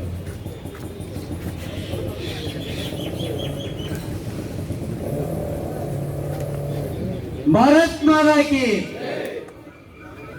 இந்த மாலை நேர நுழைவாயில் கூட்ட அரங்கத்திற்கு வந்திருக்கும் தமிழ்நாட்டிலிருந்து அனைத்து பகுதிகளிலிருந்து வந்திருக்கும் பொறுப்பாளர்களுக்கும் உறுப்பினர்களுக்கும் பிஎம்எஸ்ஸின் சார்பாக மிகுந்த வணக்கத்தை தெரிவித்துக் கொள்கிறேன். நுழைவாயில் கூட்டம் ஆரம்பித்து கிட்டத்தட்ட 3/4 மணி நேரம் ஆயிடுச்சு. முரளிஜி பேசணும். ஒரு சில வார்த்தைகள் பேசிட்டு சாருக்கு வழிவிடுகிறேன். இன்னைக்கு நமது மின்வாரியம் இருக்கக்கூடிய சூழ்நிலையில் தொழிலாளர்கள் வேலை பார்க்க வருகிறார்களா கொத்தடிமைகளாக இருக்கிறார்களா என்ற நிலை வந்து ஒவ்வொரு அலுவலகத்திலும் தெரியும். இப்ப நம்ம வேலை பார்க்கறது போல கொத்தடிமைகளாக வேலை பார்த்துக்கிட்டு இருக்கோம். வாரியத்தில் வேலை பார்க்குற மாதிரி இல்லை. நைட்டு 8 மணிக்கு கூப்பிட்டாலும் ஒரு வயர்மேன் ஹெல்ப்பர் போய் நம்ம பிசாம் கல் போட்டுட்டு இருக்கு, போயிட்டு பாதி இடத்துல வந்து வயர்லை தொங்கிருந்தாங்க சில பேர். அதை பற்றி நிர்வாகம் எந்த வித முயற்சியும் பண்ணுறது கிடையாது. இவங்களுக்கு தொழிலாளிகள் இல்லை, வயர்மேன் இல்லை, பற்றாக்குறை கிடையாது அப்படிங்கக்கூடிய ஒரு நினைப்பில் அவங்க இருக்கிறாங்க. இங்கே எங்கே அதாவது ஒரு மினிஸ்டர் அறிக்கை கொடுத்தாலும் சரி, சேர்மன் அறிக்கை கொடுத்தாலும் சரி, மின் வாரியத்தில் எந்த வேலையும் தடங்கள் இல்லாமல் நடந்துக்கிட்டு இருக்கு அப்படிங்கிற நிலை தான். தடங்கள் இல்லாமல் நடந்துகிட்டு இருக்குன்னா அனைத்து பணியாளர்களும் இங்கே இருக்கிறாங்கன்னு அர்த்தம் அவங்க நிலையில. ஆனால் ஒவ்வொரு அலுவலகத்திலையும் போனால் 2 பேர் 3 பேர் தான் இருக்காங்க. 7 பேர் வயர்மேன் இருக்கக்கூடிய இடத்துல ஒரு வயர்மேன். அந்த ஒரு வயர்மேனும் ஒவ்வொரு ஊர்லேயும் கையில் வேற வயரிங் எலக்ட்ரிஷியன் ஒர்க்கு பார்க்கக்கூடிய ஆளை வச்சு தான் இப்போ வேலை பார்த்துட்டு இருக்காங்க. வயரிங் கான்ட்ராக்டர்னு சொல்கிறாங்க. அவங்களும் போய் 7 மணி 8 மணிக்கு முடிய உட்காந்து வேலை பார்த்துட்டு இருக்காங்க. வேலை பார்த்ததுக்கு காரணம் வந்து இந்த வயர்மேன் போனில் ஏறதுக்கு முடியாது. சில இடங்களில் வந்து கஷ்டப்பட்டு அவங்க வந்து பகல் ஃபுல்லாக வந்து வயக்காடும் காட்டிலையும் போய் போல் போனதுக்கு இதெல்லாம் போயிருந்தாங்க. அவங்களுக்கு போய் டிசி பண்ண முடியல, வேறு மற்ற வேலைகள்லாம் நடக்க முடியல அப்படின்ட்டு அவங்களுக்கு வந்து பக்கத்தில் கையால் வச்சுக்கிட்டு தான் வேலை பார்த்துட்டு இருக்காங்க. கூடிய நிலைமை வந்து சிரமங்கள் தெரியும். அதாவது எப்படியும் வேலை பார்க்குறாங்க, இவங்களை அடித்து நொறுக்கி எப்படினாலும் நம்ம வேலை வாங்கிடலாம், ஆள் போடாமலே வேலை வாங்கிடலாம் அப்படிங்கக்கூடிய மனநிலையில் இருந்துக்கிட்டு நிர்வாகத்தில் இங்கே கீழே வந்து எந்த எக்யூப்மெண்ட்ஸும் கிடையாது. ஒரு இடத்துல கம்ப்யூட்டரும் கிடையாது, ஹேண்ட் செட்டு கிடையாது, மொபைலில் ரீடிங் எடுக்க சொல்கிறாங்க, மொபைல் கிடையாது. அப்படியே மொபைல் கையில் ஏதோ ஒரு 10 பேருக்கு 2 பேருக்கு மொபைல் இருக்குது. அந்த மொபைலை எடுத்துக்கிட்டு ரீடிங் போனாங்கன்னா மீட்ரு வீட்டுக்குள்ளே அடுக்கலையில் இருக்குது, 7 அடி உயரத்தில் 8 அடி உயரத்தில் இருக்குது. முதல்ல வந்து மீட்ரு எங்கெங்கே பாத்ரூமில் இருக்குது, எங்கெங்கே உயரத்தில் இருக்குது, எங்கெங்கே கிச்சனுக்குள்ள இருக்குது, இந்த சர்வீஸ்லாம் எடுத்து நீ ஒரு ஆப்ஷன் கொடுத்து அந்த பணம் கன்சியூமருக்கு வந்து நீ பணம் கட்டாமலே நீ மீட்டர் புறம் தூக்கி வெளியே வச்சுக்கோ. இதெல்லாம் அடிப்படையெல்லாம் செஞ்சுட்டு அதுக்கடுத்து நீ மொபைலை பற்றி வரணும், இல்லாட்டா ப்ளூடூத்துக்கு வரணும். அது இல்லாமல் இப்போ இருக்கவங்களை வந்து இவங்க இங்கே கேட்டானா வேலை சேர்மெண்ட்டை கேட்டான்னு சொன்னாங்க. இல்லை, அது வந்து அவங்கவுங்களுடைய விருப்பம் தான். விருப்பப்பட்டவங்க எடுக்கட்டும், மற்றவங்க வந்து ஹேண்ட்செட்லேயே எடுக்கட்டும் அப்படின்ட்டுதாங்க. ஆனால் அங்கே ஒவ்வொரு இடத்துல வந்து மொபைலில் எடுக்கலை அப்படின்னா நாங்கள் ஒவ்வொருத்தருக்கு மெமோ கொடுப்போம்னு நிறைய இடத்துல மெமோ கொடுத்துருக்காங்க. அங்கே வந்து அசஸரோ ஐயவோ அவங்க ஈட்டியோ ஏடிட்டியோ வாயை பேச முடியல. அப்போ நிர்வாகம் வந்து மேலே இருந்து நான் இப்படி அடிக்கிற மாதிரி அடிப்பேன், வந்த நீ தூக்கி அடித்து அவங்கள எப்படி வேலை வாங்கியோ வாங்கிக்கோ. இங்கே கேட்டால் நான் வேலை பார்க்க வேணாம்னு தான் சொல்லுவேன், மொபைல் எடுக்க வேணாம்னு தான் சொல்லுவேன். இங்கே நான் பேசிக்கிறேன், நீங்கள் எப்படியான வேலை வாங்கணும், அது உங்களுடைய விருப்பம். அப்போ நிர்வாகம் இங்கே வந்து எப்படி இருக்குது, அடிப்படையே சரியில்லாமல், அடிமட்டமே சரியில்லாமல், வானம் தோண்டி நீ காங்கிரீட் இது வானம் தோண்டி கல் கட்டிடமே கட்டாமல் நீ மேலே போய் புழுடுத்து கொண்டு வர, அது கொண்டு வரா எப்படி நிர்வாகம் இருக்கும்? எப்படியோ கஷ்டப்பட்டு வேலை பார்க்காங்க அப்படிங்கிற நிரப்பில் இருந்தீங்கன்னா மேலே நீங்கள் வந்து ஒரு நாள், அதாவது ஒவ்வொருத்தரும் ஜேஎம்டி இருக்காங்க, சேர்மன் இருக்காங்க, ஜேஎம்டி எம்டி இருக்காங்க, எத்தனை இருக்காங்க, ஒவ்வொருத்தரும் ஒவ்வொரு செக்டரை வச்சுட்டு 1 மாதம் நீங்கள் போய் ஹேண்ட்செட்டை கையில் வாங்கிட்டு அந்த அசசரி ஒன்றா கூட்டிகிட்டு, அதாவது ஐயே ஒன்றா கூட்டிகிட்டு ஒவ்வொரு வீடாக போய் ஏறி இறங்கி ரீடிங் எடுத்து பாருங்கள். அன்னைக்கு தெரியும். ப்ளூடூத்லேயே நீ எடுங்க, மொபைல் நீங்கள் வச்சுருப்பீங்களே அந்த மொபைலை கொண்டு வாங்க, அந்த மொபைலில் போய் ஒவ்வொரு வீடாக போய் எடுத்து பாருங்கள், அன்னைக்கு தெரியும். அதனால கஷ்டம் வந்து என்ன கஷ்டம், ப்ராக்டிக்கலாக என்ன கஷ்டங்கிறது தொழிலாளிக்கு மட்டும் தான் தெரியும். அப்போ தொழிலாளியோட கஷ்டத்தை புரியணும் அப்படின்னா தொழிற்சங்கத்தை கூப்பிட்டு பேச்சுவார்த்தை நடத்தணும். தொழிற்சங்கத்தை கூப்பிட்டு பேச்சுவார்த்தை நடத்துறதுக்கு வந்து அரசாணை 100 படி முத்தரப்பு ஒப்பந்தம் போட்டாச்சு. முத்தரப்பு ஒப்பந்தம் படி என்னன்னா வேஜ் ரிவிஷன் நீங்கள் கொடுத்தாச்சு. வேஜ் ரிவிஷன் செட்டில்மெண்ட்டே இல்லாத ஒரு வேஜ் ரிவிஷன், ஒன்று வேஜ் ரிவிஷன் நீங்கள் கொடுத்துருக்க கூடாது, செட்டில்மெண்ட்டோட சேர்த்து கொடுத்துருக்கணும். வேஜ் ரிவிஷன் கொடுத்துட்டு 1 மாதம் செட்டில்மெண்ட் போட்டு ஒரு வருஷம் ஆயிடுச்சு. அதில் உள்ள டியூன்னு கொடுக்கல, 2வது டியூவும் செட்டில்மெண்ட்டுக்கும் கூட மாட்டேங்க. செட்டில்மெண்ட்டை கூப்பிட்டு நீ எந்த போஸ்ட்டு வச்சிருக்க போகிற, எந்த போஸ்ட்டு தூக்க போகிற அப்படிங்கிற நிர்வாகத்தை கூட இது தொழிற்சங்கத்தை கூப்பிட்டு பேச்சுவார்த்தை நடத்திட்டு எந்த போஸ்ட் வேணாலும் கான்ட்ராக்ட் வந்து அவுட் சோர்ஸுக்கு என்ன வேணாலும் பண்ணிக்கங்க. முதல்ல பேச்சுவார்த்தையை எங்களை கூப்பிட்டு நிர்வாகம் வந்து பேசிட்டு எந்தெந்த போஸ்ட்டை அபாலிஷ் பண்ணணும், எந்தெந்த போஸ்ட்டை அவுட் சோர்ஸ் பண்ணணும், அதுக்கப்புறம் பண்ணு. நீ ஒரு முடிவே பண்ண தன்னிச்சையாக முடிவு எடுத்துக்கும் போது அப்போ தொழிலாளி பூராமே பாதிக்கப்படும் போது எல்லா தொழிலாளியும் பாதிக்கப்பட்டு ஒரு குறிப்பிட்ட நிலைக்கு போகும்போது அவன் உயிர் போனதுக்கப்புறம் தண்ணி ஊற்றி பிரயோசனமே கிடையாது. ஒவ்வொருத்தரும் உயிரை கொடுத்து வேலை பார்த்துட்டு இருக்காங்க. அடுத்து டிஏ பில்லு கொரோனா டயத்தில் 25%, அதாவது நம்ம ஊதியம் கொடுக்கறதுக்கு மற்றதுக்கெல்லாம் வழி இல்லை, என்ன பணபலன் சரியில்லை அப்படிங்கிறதுக்காக 25% கவர்மெண்ட் கட் பண்ணிச்சு. கவர்மெண்ட் கட் பண்ண ஜிஓ போட்ட மறுநாளே இங்கே பிபி போட்டாச்சு, 25% நம்ம வாரியத்துக்கும் கட் பண்ணணும்ட்டு. ஆனால் கவர்மெண்ட் ஜிஓ இப்போ மறுபடியும் 25% கொடுக்கலாம், நிதி நிலைமை சரியாயிடுச்சு கொடுக்கலாம்னு கவர்மெண்ட்டே ஜிஓ போட்டாச்சு. கவர்மெண்ட்டே ஜிஓ போட்டு கிட்டத்தட்ட 2 வருஷம் ஆச்சு. ஃபர்ஸ்ட் ஒரு ஜிஓ போட்டாச்சு, 2ஆம் தரம் ஜிஓ போட்டாச்சு. இங்கே பிபி போடுறதுக்கு நோட்டு அப்ரூவல் ஆகி, அதாவது நவம்பர் மாதம் 2023 நவம்பர்லேயே நோட்டு அப்ரூவல் ஆயிடுச்சு. இந்த பிபி போடுறதுக்கு ஏன் போட மாட்டேங்க? இந்த 25% டிஏ கொடுக்கறதுல நிர்வாகம் வந்து வளர்ந்துருமா, இல்லை வாரியங்களோட கடன் பூரா அடைஞ்சிருமா? முதல்ல தொழிலாளி வந்து கஷ்டப்பட்டு உழைச்சா அவனுக்கு கொடுக்கக்கூடிய பண பலங்களை முதல்ல கொடுத்து அவனை திருப்தி பண்ணிட்டு நீ நிர்வாகத்தை கொண்டு போனா நிர்வாகம் வளரும்.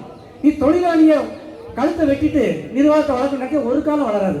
அனைவரும் மின்சார வாரியம் முதல்ல வந்து தொழிலாளிகளின் நலனை கருத்தில் கொண்டு செயல்பட்டு அதற்குள்ள உத்தரவுகளை உடனடியாக வழங்கி தொழிற்சங்கத்தை பேச்சுவார்த்தை கருத்து ஒர்க்கோட பேச்சுவார்த்தை முடிச்சுட்டு அதுக்கடுத்து என்னென்ன பண்ணணும் அப்படிங்கிறத நிர்வாகம் முடிவெட்டணும் என்பதை இந்த கூட்டத்தின் வாயிலாக தெரிவித்துக் கொண்டு பேச வாய்ப்பதற்கு நன்றி கூறி விடைபெறுகிறேன். வணக்கம்.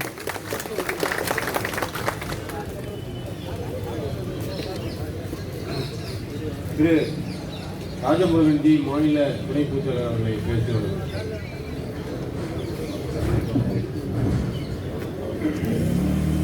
இந்த மாலை பொழுதுல கொஞ்சம் புழுக்கமாக தான் இருக்கு.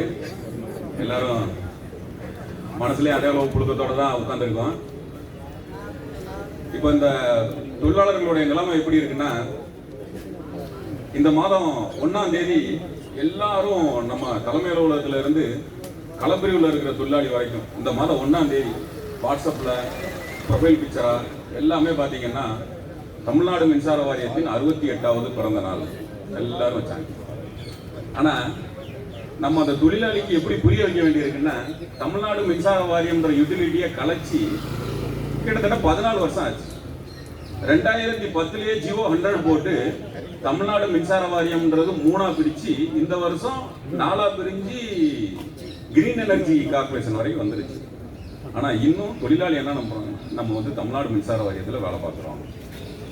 அவ்வளவுதான் ஒரு தொழிலாளிக்கு மத்தியில புரிதலே வந்து இருக்கு. அப்படி இருக்கிற தொழிலாளிக்கு நம்ம எப்படி வந்து இவ்வளவு வேலைப்பளுவுக்கு நடுவுல நம்மளோட உரிமைகளை புரிய வச்சு ஒரு போராட்டத்துக்கு கொண்டு வரணும்ன்றது ரொம்ப ஒரு சிரமமான சூழ்நிலை. ஏன்னா அவருடைய வேலைப்பளு என்னன்றதே அவருக்கு தெரியாத அளவுக்கு அவர் வேலை செஞ்சுட்டு இருக்காரு. அவர் எவ்வளவு வேலை செய்யணும், அவர் என்ன வேலை செய்யணும்ன்றதே, எந்த கேடர் என்ன வேலை செய்யணும்ன்றதே தெரியாத அளவுக்கு இன்னைக்கு வந்து எல்லா கேடரும் எல்லா வேலையும் இணைஞ்சு செய்யக்கூடிய ஒரு நிலைமை. நம்ம தொழிலாளிகளை புதுசா வேலைக்கு எடுக்கணும் அப்படின்னோம்னாலும் இன்னைக்கு தெரிஞ்சு டிஎன்பிசிக்கு தான் போயாகணும். அதுக்கும் ஒரு முடிவு இல்லை, அதுக்கும் ஒரு பாலிசி கிரியேட் பண்ணல. நம்மளுக்கு வேலைப்பளு ஒப்பந்தமே இல்லாம ஒரு ஊதிய உயர்வு பேச வேண்டிய ஒரு சூழ்நிலை, ரொம்ப நெருக்கடியான ஒரு சூழ்நிலை.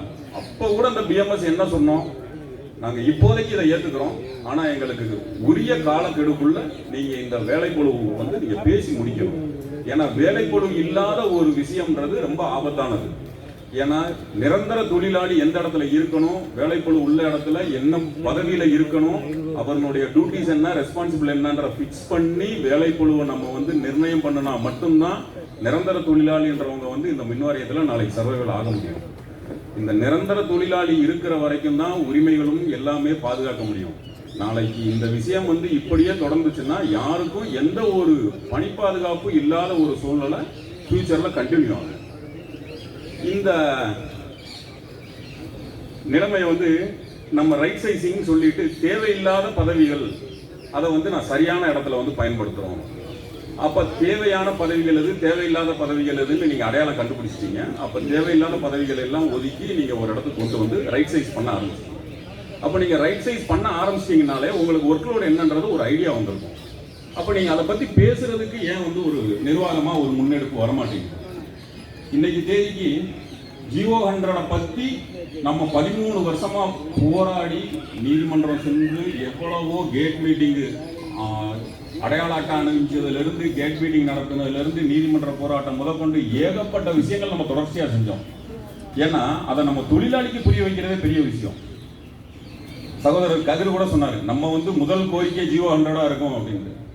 மிச்ச தொழிற்சங்கங்களுக்கும் ஜியோ 100 கடைசி கோரிக்கையா இருக்கும். அவங்க என்ன தெரியுமா சொல்லியிருப்பாங்க, ஜியோ 100 ரத்து செய், மின்சார சட்டத்தை ரத்து செய். ஆக்சுவலா என்ன ஆகி போச்சுன்னா, இன்னைக்கு தேதிக்கு அந்த ஜியோ 100 போட்டதுனால தான் நீங்க போராடாம டிஏ இன்னைக்கு எல்லா அக்கௌண்ட்லயும் வந்து விழுந்துச்சு. இன்னைக்கு நீங்க இந்த ஒரு ஜியோ 100ல இந்த விஷயத்தை கூட புரிஞ்சிக்காத தொழிற்சங்கங்களும், ஒரு சில தொழிற்சங்கங்கள் வந்து அந்த ஜியோ 100ல் வந்து திருத்தம் செய்ய வேண்டும், அந்த இடத்துல வந்து இக்கண்ணா வரணும், கம்மா போடல, புள்ளி வைக்கணும் அப்படின்ற மாதிரி சில கோரிக்கைகள்லாம் முன்னெடுக்கிறாங்க. ஆனா அவங்க எல்லாருமே ஒரே கூட்டணியில கூட்டா தான் இருக்காங்க. ஆனா ஒவ்வொருத்தவங்க ஒவ்வொரு கருத்து சொல்லுவாங்க. ஒரு சில பேர் ஏத்துக்குவாங்க. அப்ப என்னன்னா, தொழிலாளிக்கு ஏற்கனவே அவர் என்ன நிலைமையில இருக்காருன்னே புரியல. அவர் டான்ஜெட்கோல இருக்காரா, டிஎன்இபில இருக்காரா, அவருடைய உண்மை நிலைமையே தெரியல. இதுல அவரை வந்து இந்த ஜியோ 100 தேவையில்லைன்னு வேற குழப்பி வச்சுட்டோம். இதுல அந்த ஜியோ 100ல அக்ரிமெண்ட் போட்டதை பத்தியும் அவரை இன்னும் குழப்பிக்கிட்டு இருக்கோம். இதுல காலி பணி இடத்தை நிரப்புறதை பத்தி ஒரு தெளிவான பாலிசியே போர்டு எடுக்க முடியல.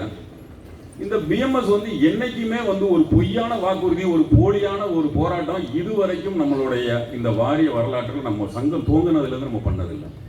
நம்ம ஒரு கோரிக்கையை வைக்கிறோம்னா அந்த கோரிக்கை வந்து கண்டிப்பாக இந்த நிர்வாகத்துக்கு நலன் உள்ளதாக இருக்கும், தொழிலாளிக்கு நலன் உள்ளதாக இருக்கும்.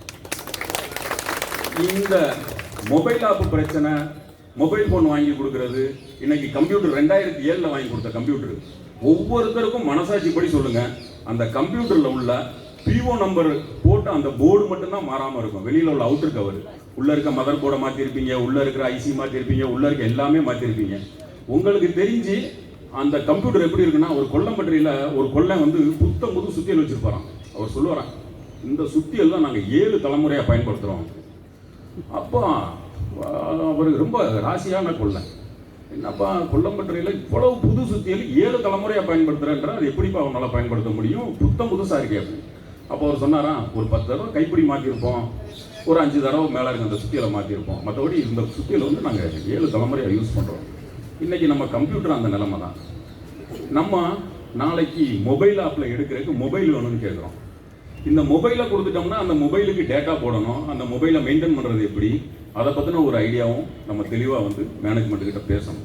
அப்போ ஃபீல்டில் நம்மளுக்கு அதுக்கு மொபைலுக்கு வந்து நம்ம மந்த்லி நாங்கள் மொபைலில் எடுக்கிறோம், எங்களுக்கு நீங்கள் அதுக்கு வந்து 1 2 ஒரு மாதம் ஒரு 2000 ரூபாய் நீங்கள் வந்து எங்களுக்கு மொபைல் எடுக்கிறதுக்கு மந்த்லி எங்களுக்கு அலௌன்ஸ் கொடுங்க. இந்த மாதிரி நம்ம வந்து ஒரு ஆக்கப்பூர்வமான ஒரு விஷயங்களை முன்னெடுத்து நம்ம வந்து போய் பேசணும்னா மட்டும்தான், நம்ம எதையுமே முன்னனுபவங்களை வச்சு தான் நம்ம தொழிற்சங்கத்தை வந்து நடத்துகிறோம். ஏற்கனவே நம்ம வந்து இந்த தொழிற்சங்கம் வந்து இந்திய அளவில் முதன்மை தொழிற்சங்கம்னு ஏன் சொல்கிறோம்னா, இன்னைக்கு இந்தியன் ஏர்லைன்ஸினுடைய மொத்த தொழிலாளிகளையும் பணி பாதுகாப்போட அவங்கள பழையபடி டாட்டாக்கு கைமாறினதுக்கு பின்னாடியும் அவங்கள இந்தியன் ஏர்லைன்ஸில் என்ன ஒரு பணியில் இருந்தாங்களோ அதே பணி பாதுகாப்போட இன்னைக்கு இந்தியன் ஏர்லைன்ஸில் அவங்க வந்து டாட்டாவில் வேலை பார்த்துட்டு இருக்காங்க. இதுக்கு வந்து நம்மளுடைய முந்தைய அனுபவங்கள் தான் நம்மளுக்கு காரணம். இன்னைக்கு இந்த ஜியோ 100 பற்றி புரியலைன்னா, நம்மளுக்குன்னு ஒரே சட்டம் வந்து சர்வீஸ் ரெகுலேஷன் தான். இந்த சர்வீஸ் ரெகுலேஷன் புத்தகத்தினுடைய முதல் சாப்டர் எடுத்து பாருங்க. இந்த சர்வீஸ் ரெகுலேஷன் என்ன சொல்லியிருக்கோம்னா, 1957 எலக்ட்ரிசிட்டி ஆக்ட் படி இந்த போர்டை வந்து நாங்கள் ஃபார்ம் பண்ணுறோம். இந்த 1757ல் இந்த சட்டங்கள், இந்த ரூல் வந்து நாங்கள் வந்து ஃபார்ம் பண்ணுறோம். இந்த ரூல் ஃபார்ம் பண்ணுறப்போ யார் யார் இந்த மின்சாரத்துறையில், ஏன்னா அப்போ வந்து இது அரசாங்கம், இது அரசு துறை, இந்த மின் துறையில் யார் யார் பணிபுரிந்து வந்தாங்களோ அந்த பணிபுரிந்து வந்தவங்களுக்கு முந்தைய பணிக்காலம் பணி தொடர்ச்சியாக நாங்கள் வந்து கருதுகிறோம். அவங்க இதுக்கு முன்னாடி என்னென்ன பலன்கள் அடைஞ்சாங்களோ அந்த பலன்கள் வந்து அவங்களுக்கு தொடரும். அதை வந்து நாங்கள் இந்த மின்சார சட்டம் புதுசாக அமல்படுத்தினதன்படி இந்த போர்டை ஃபார்ம் பண்ணி அவங்களுக்கு உறுதிப்படுத்துகிறோம். அப்படின்றது தான் நம்மளுடைய சர்வீஸ் ரெகுலேஷனுடைய முதல் சாப்டர். இது வந்து இங்கே இருக்கிற தொழிலாளிகளுக்கு நான் இப்போ சொல்கிறேன்னா, புரியாத தொழிற்சங்க தலைவர்களுக்கும் இதை நான் சொல்கிறேன். ஏன்னா இது புரியாதனால தான் இன்னும் தொழிலாளிகளை நம்ம குழப்பிக்கிட்டு ரொம்ப பேர் வந்து அது என்னன்றதே புரியாத அளவுக்கு நம்ம வந்து ஃபீல்டில் வந்து பிரச்சனைகளை சந்திக்கிறோம். இந்த போராட்டத்தை வந்து நம்ம எந்த அளவுக்கு எடுத்துகிட்டு போகிறோம்னா, இதை அடுத்தும் ஃபீல்டு லெவலில் நம்ம வந்து நடத்தணுன்ற ஒரு ஐடியா. ஏன்னா பிஎம்எஸ் வந்து எந்த கோரிக்கையை எந்த இடத்துல பேசணுன்ற ஒரு தெளிவான சிந்தனை உள்ள ஒரு தொழிற்சங்கம். இன்னைக்கு தேதிக்கு நம்ம நாட்டில் புதிய பென்ஷன் திட்டம் வந்து அமலுக்கு வந்துருச்சு. எல்லா மாநிலத்தையும் நான் புதிய பென்ஷன் திட்டத்துக்கு வந்து தொழிலாளிகளை மாற்றிடுறேன் அப்படின்னு சொல்லிட்டு ஆட்சிக்கு வர்றவங்க, போட்டி போகிறவங்க எல்லாருமே அதை வந்து அமல்படுத்துறதுக்கு முயற்சி பண்ணுறாங்க. ஆனால் சட்டப்படியாக நம்ம பழைய பென்ஷன் திட்டத்தை வந்து முடிவு கொண்டு வந்ததுனால புதிய பென்ஷன் திட்டத்தை வந்து நம்ம ஏற்றுக்கிட்டு தான் ஆகணும்ட்டு புதிய பென்ஷன் திட்டத்தில் இருந்து பழைய பென்ஷன் திட்டத்துக்கு மாற்றின மாநிலங்களும் சட்ட சிக்கலை சந்திச்சு அவங்களால வந்து பழைய பென்ஷன் திட்டத்துக்குரிய பலன்களை கொடுக்க முடியல. இந்த முறை பட்ஜெட் செஷன்ல நம்மளுடைய தொழிற்சங்கம் சார்பாக நம்மளுடைய அகில பாரத ஆர்கனைசிங் செக்ரட்டரி சுரேந்திராஜி வந்து அவர் வந்து ஒரு கோரிக்கையை வந்து வச்சார். அந்த கோரிக்கையை என்ன கேட்டிருக்காருன்னா, இந்த நாட்டில் பழைய பென்ஷன் திட்டம் முடிவுக்கு வந்துருச்சு, அதுக்கப்புறம் தேசிய நேஷனல் பென்ஷன் ஸ்கீம் வந்திருக்கு, நியூ பென்ஷன் ஸ்கீம் வந்திருக்கு, கான்ட்ரிபியூஷன் பென்ஷன் ஸ்கீம் வந்திருக்கு. நிறைய பல தரப்பட்ட ஓய்வூதிய திட்டங்கள் இந்த நாட்டில் வந்து புழக்கத்துக்கு கொண்டு வந்தாச்சு. அவங்க அந்தந்த மாநிலத்துக்கு எந்த திட்டங்கள் வேணுமோ அதை பயன்படுத்திக்கிறாங்க. ஆனால் அந்த தொழிலாளி பணி ஓய்வு நாளுக்கு அடுத்து அவருக்குன்ற ஒரு பணி பாதுகாப்பு வந்து உறுதி செய்யப்படலை. ஏன்னா அவருக்கு வந்து ஒரு ஓய்வூதியம்ன்றது புதிய பென்ஷன் திட்டத்திலையோ நேஷனல் பென்ஷன் திட்டத்திலையோ கான்ட்ரிபியூஷன் பென்ஷன் திட்டத்திலையும் அவருக்கு வந்து பழைய பென்ஷன் திட்டத்துக்கு ஈடான ஒரு வருமானம்ன்றது வந்து அவருக்கு வழங்கப்படலை. அப்படின்றப்போ இந்த பழைய பென்ஷன் திட்டத்தை வந்து நீங்க இன்னைக்கு கொண்டு வர முடியலன்றப்போ பழைய பென்ஷன் திட்டத்தினுடைய அதே கான்செப்ட் அவர் கடைசியா வாங்கின ஊதியத்தினுடைய சரிபாதி 50% வந்து அவருக்கு மந்த்லி பென்ஷனா எனி ஸ்கீம், அதாவது national pension scheme, contribution pension scheme, இந்த மாதிரி எனி பென்ஷன் ஸ்கீம் வந்து எந்த ஸ்டேட்ல என்னவா இருந்தாலும் அது என்ன பேர்ல இருந்தாலும் ஓல்டு பென்ஷன் ஸ்கீம்ல இருக்கிற அந்த பெனிஃபிட்டை வந்து நீங்க வந்து கொடுக்கணும். இது வந்து நிர்மலா சீதாராமன் கிட்ட போய் தான் நம்ம பேச முடியும். ஏன்னா அவங்க தான் ஃபினான்ஸ் மினிஸ்டர். ஃபினான்ஸ் மினிஸ்டர் கிட்ட பட்ஜெட் செஷன்ல போய் பென்ஷன் ஸ்கீமை பேசணும்னா தான் அதை வந்து ஒரு முடிவுக்கு கொண்டு வர முடியும். அதை வந்து பிஎம்எஸ் வந்து தெளிவான ஒரு பார்வையில் இருக்கு. பிஎம்எஸ் அதை தெளிவாக வந்து நடைமுறைக்கு கொண்டு வருது. இந்த விஷயம் வந்து நம்ம இன்னைக்கு தொழிலாளி இவ்வளவு ஒரு குழப்பமான ஒரு சூழ்நிலை இருக்கிறப்போ நம்ம தலைமை அலுவலகத்தில் கவன ஈர்ப்புக்கு இன்னைக்கு ஆர்ப்பாட்டம் நம்ம நடத்துறோம். இதை ஃபீல்டுலையும் நம்ம அடுத்து தொடர்ந்து நடத்தணும் அப்படின்ற ஒரு விஷயத்தை வந்து பொதுச்செயலாளர் எல்லாருமே வந்து கலந்து பேசி ஒரு விஷயம் இந்த விஷயத்தை முடிவு கொண்டு வந்துருக்கோம். இது மண்டலம் வாரியாக பிரதி மாதம் ஒரு மண்டலம் என வந்து நம்ம நடத்துவோம் அப்படின்றது இப்போ முடிவு பண்ணியிருக்கிறோம். எதிர்வரும் 26/7 4வது வெள்ளிக்கிழமை நம்ம முதல் இந்த மாதத்துக்குரிய போராட்டமா விழுப்புரம் வந்து நம்ம வந்து தேர்வு பண்ணியிருக்கோம். விழுப்புரம் தலைமை பொறியாளர் அலுவலகத்துக்கு முன்னாடி வந்து நம்மளுடைய அடுத்த போராட்டம் வந்து நடைபெறும். இந்த கோரிக்கைகளை வந்து களத்துக்கும் நம்ம கொண்டு போவோம். களத்தில் உள்ள தொழிலாளிக்கும் இதை வந்து நம்ம புரிய வைக்கணும்.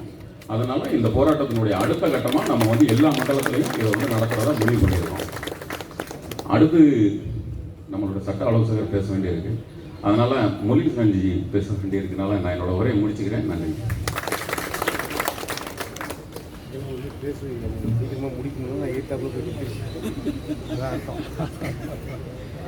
அடுத்ததாக திரு ரமேஷ் கரன்ஜி மாநில செயலர் அவர்களை பேசுவது. பாரத் மாதா கி ஜெய். கடைகோடியில் இருந்த அனைத்து உறுப்பினர்களும் போட்ட திட்ட மாநில நிர்வாகிகள் அனைவரையும் வருகைக்கு மிக்க நன்றி. நமது சட்ட மேலை அவர்கள் விரிவான செய்தியை பேசுவார்கள். எனக்கு பேச வாய்ப்பு அளித்தமைக்கு மிக்க நன்றி.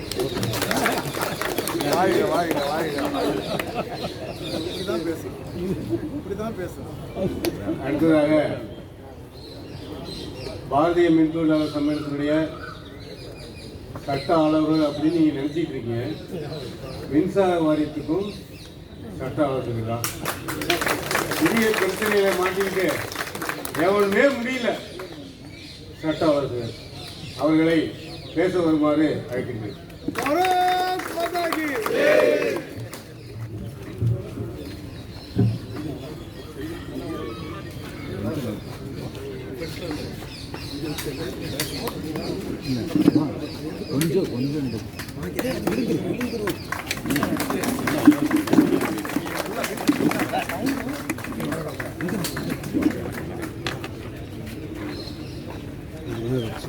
வைக்க முடியுமா? வைக்க முடியாது.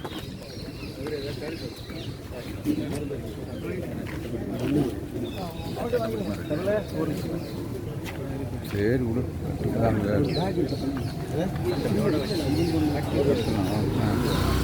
கயிறு கயிறு கயிறு கொடுக்கு.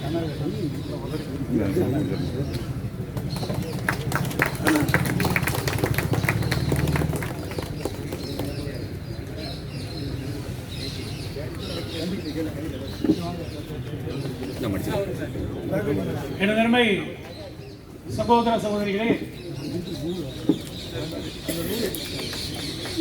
இன்றைக்கு நமது பாரதிய மின் தொழிலாளர் சம்மேளனத்தின் சார்பாக கோரிக்கை கவன ஈர்ப்பு ஆர்ப்பாட்டம் நடத்தி கொண்டுள்ளோம்.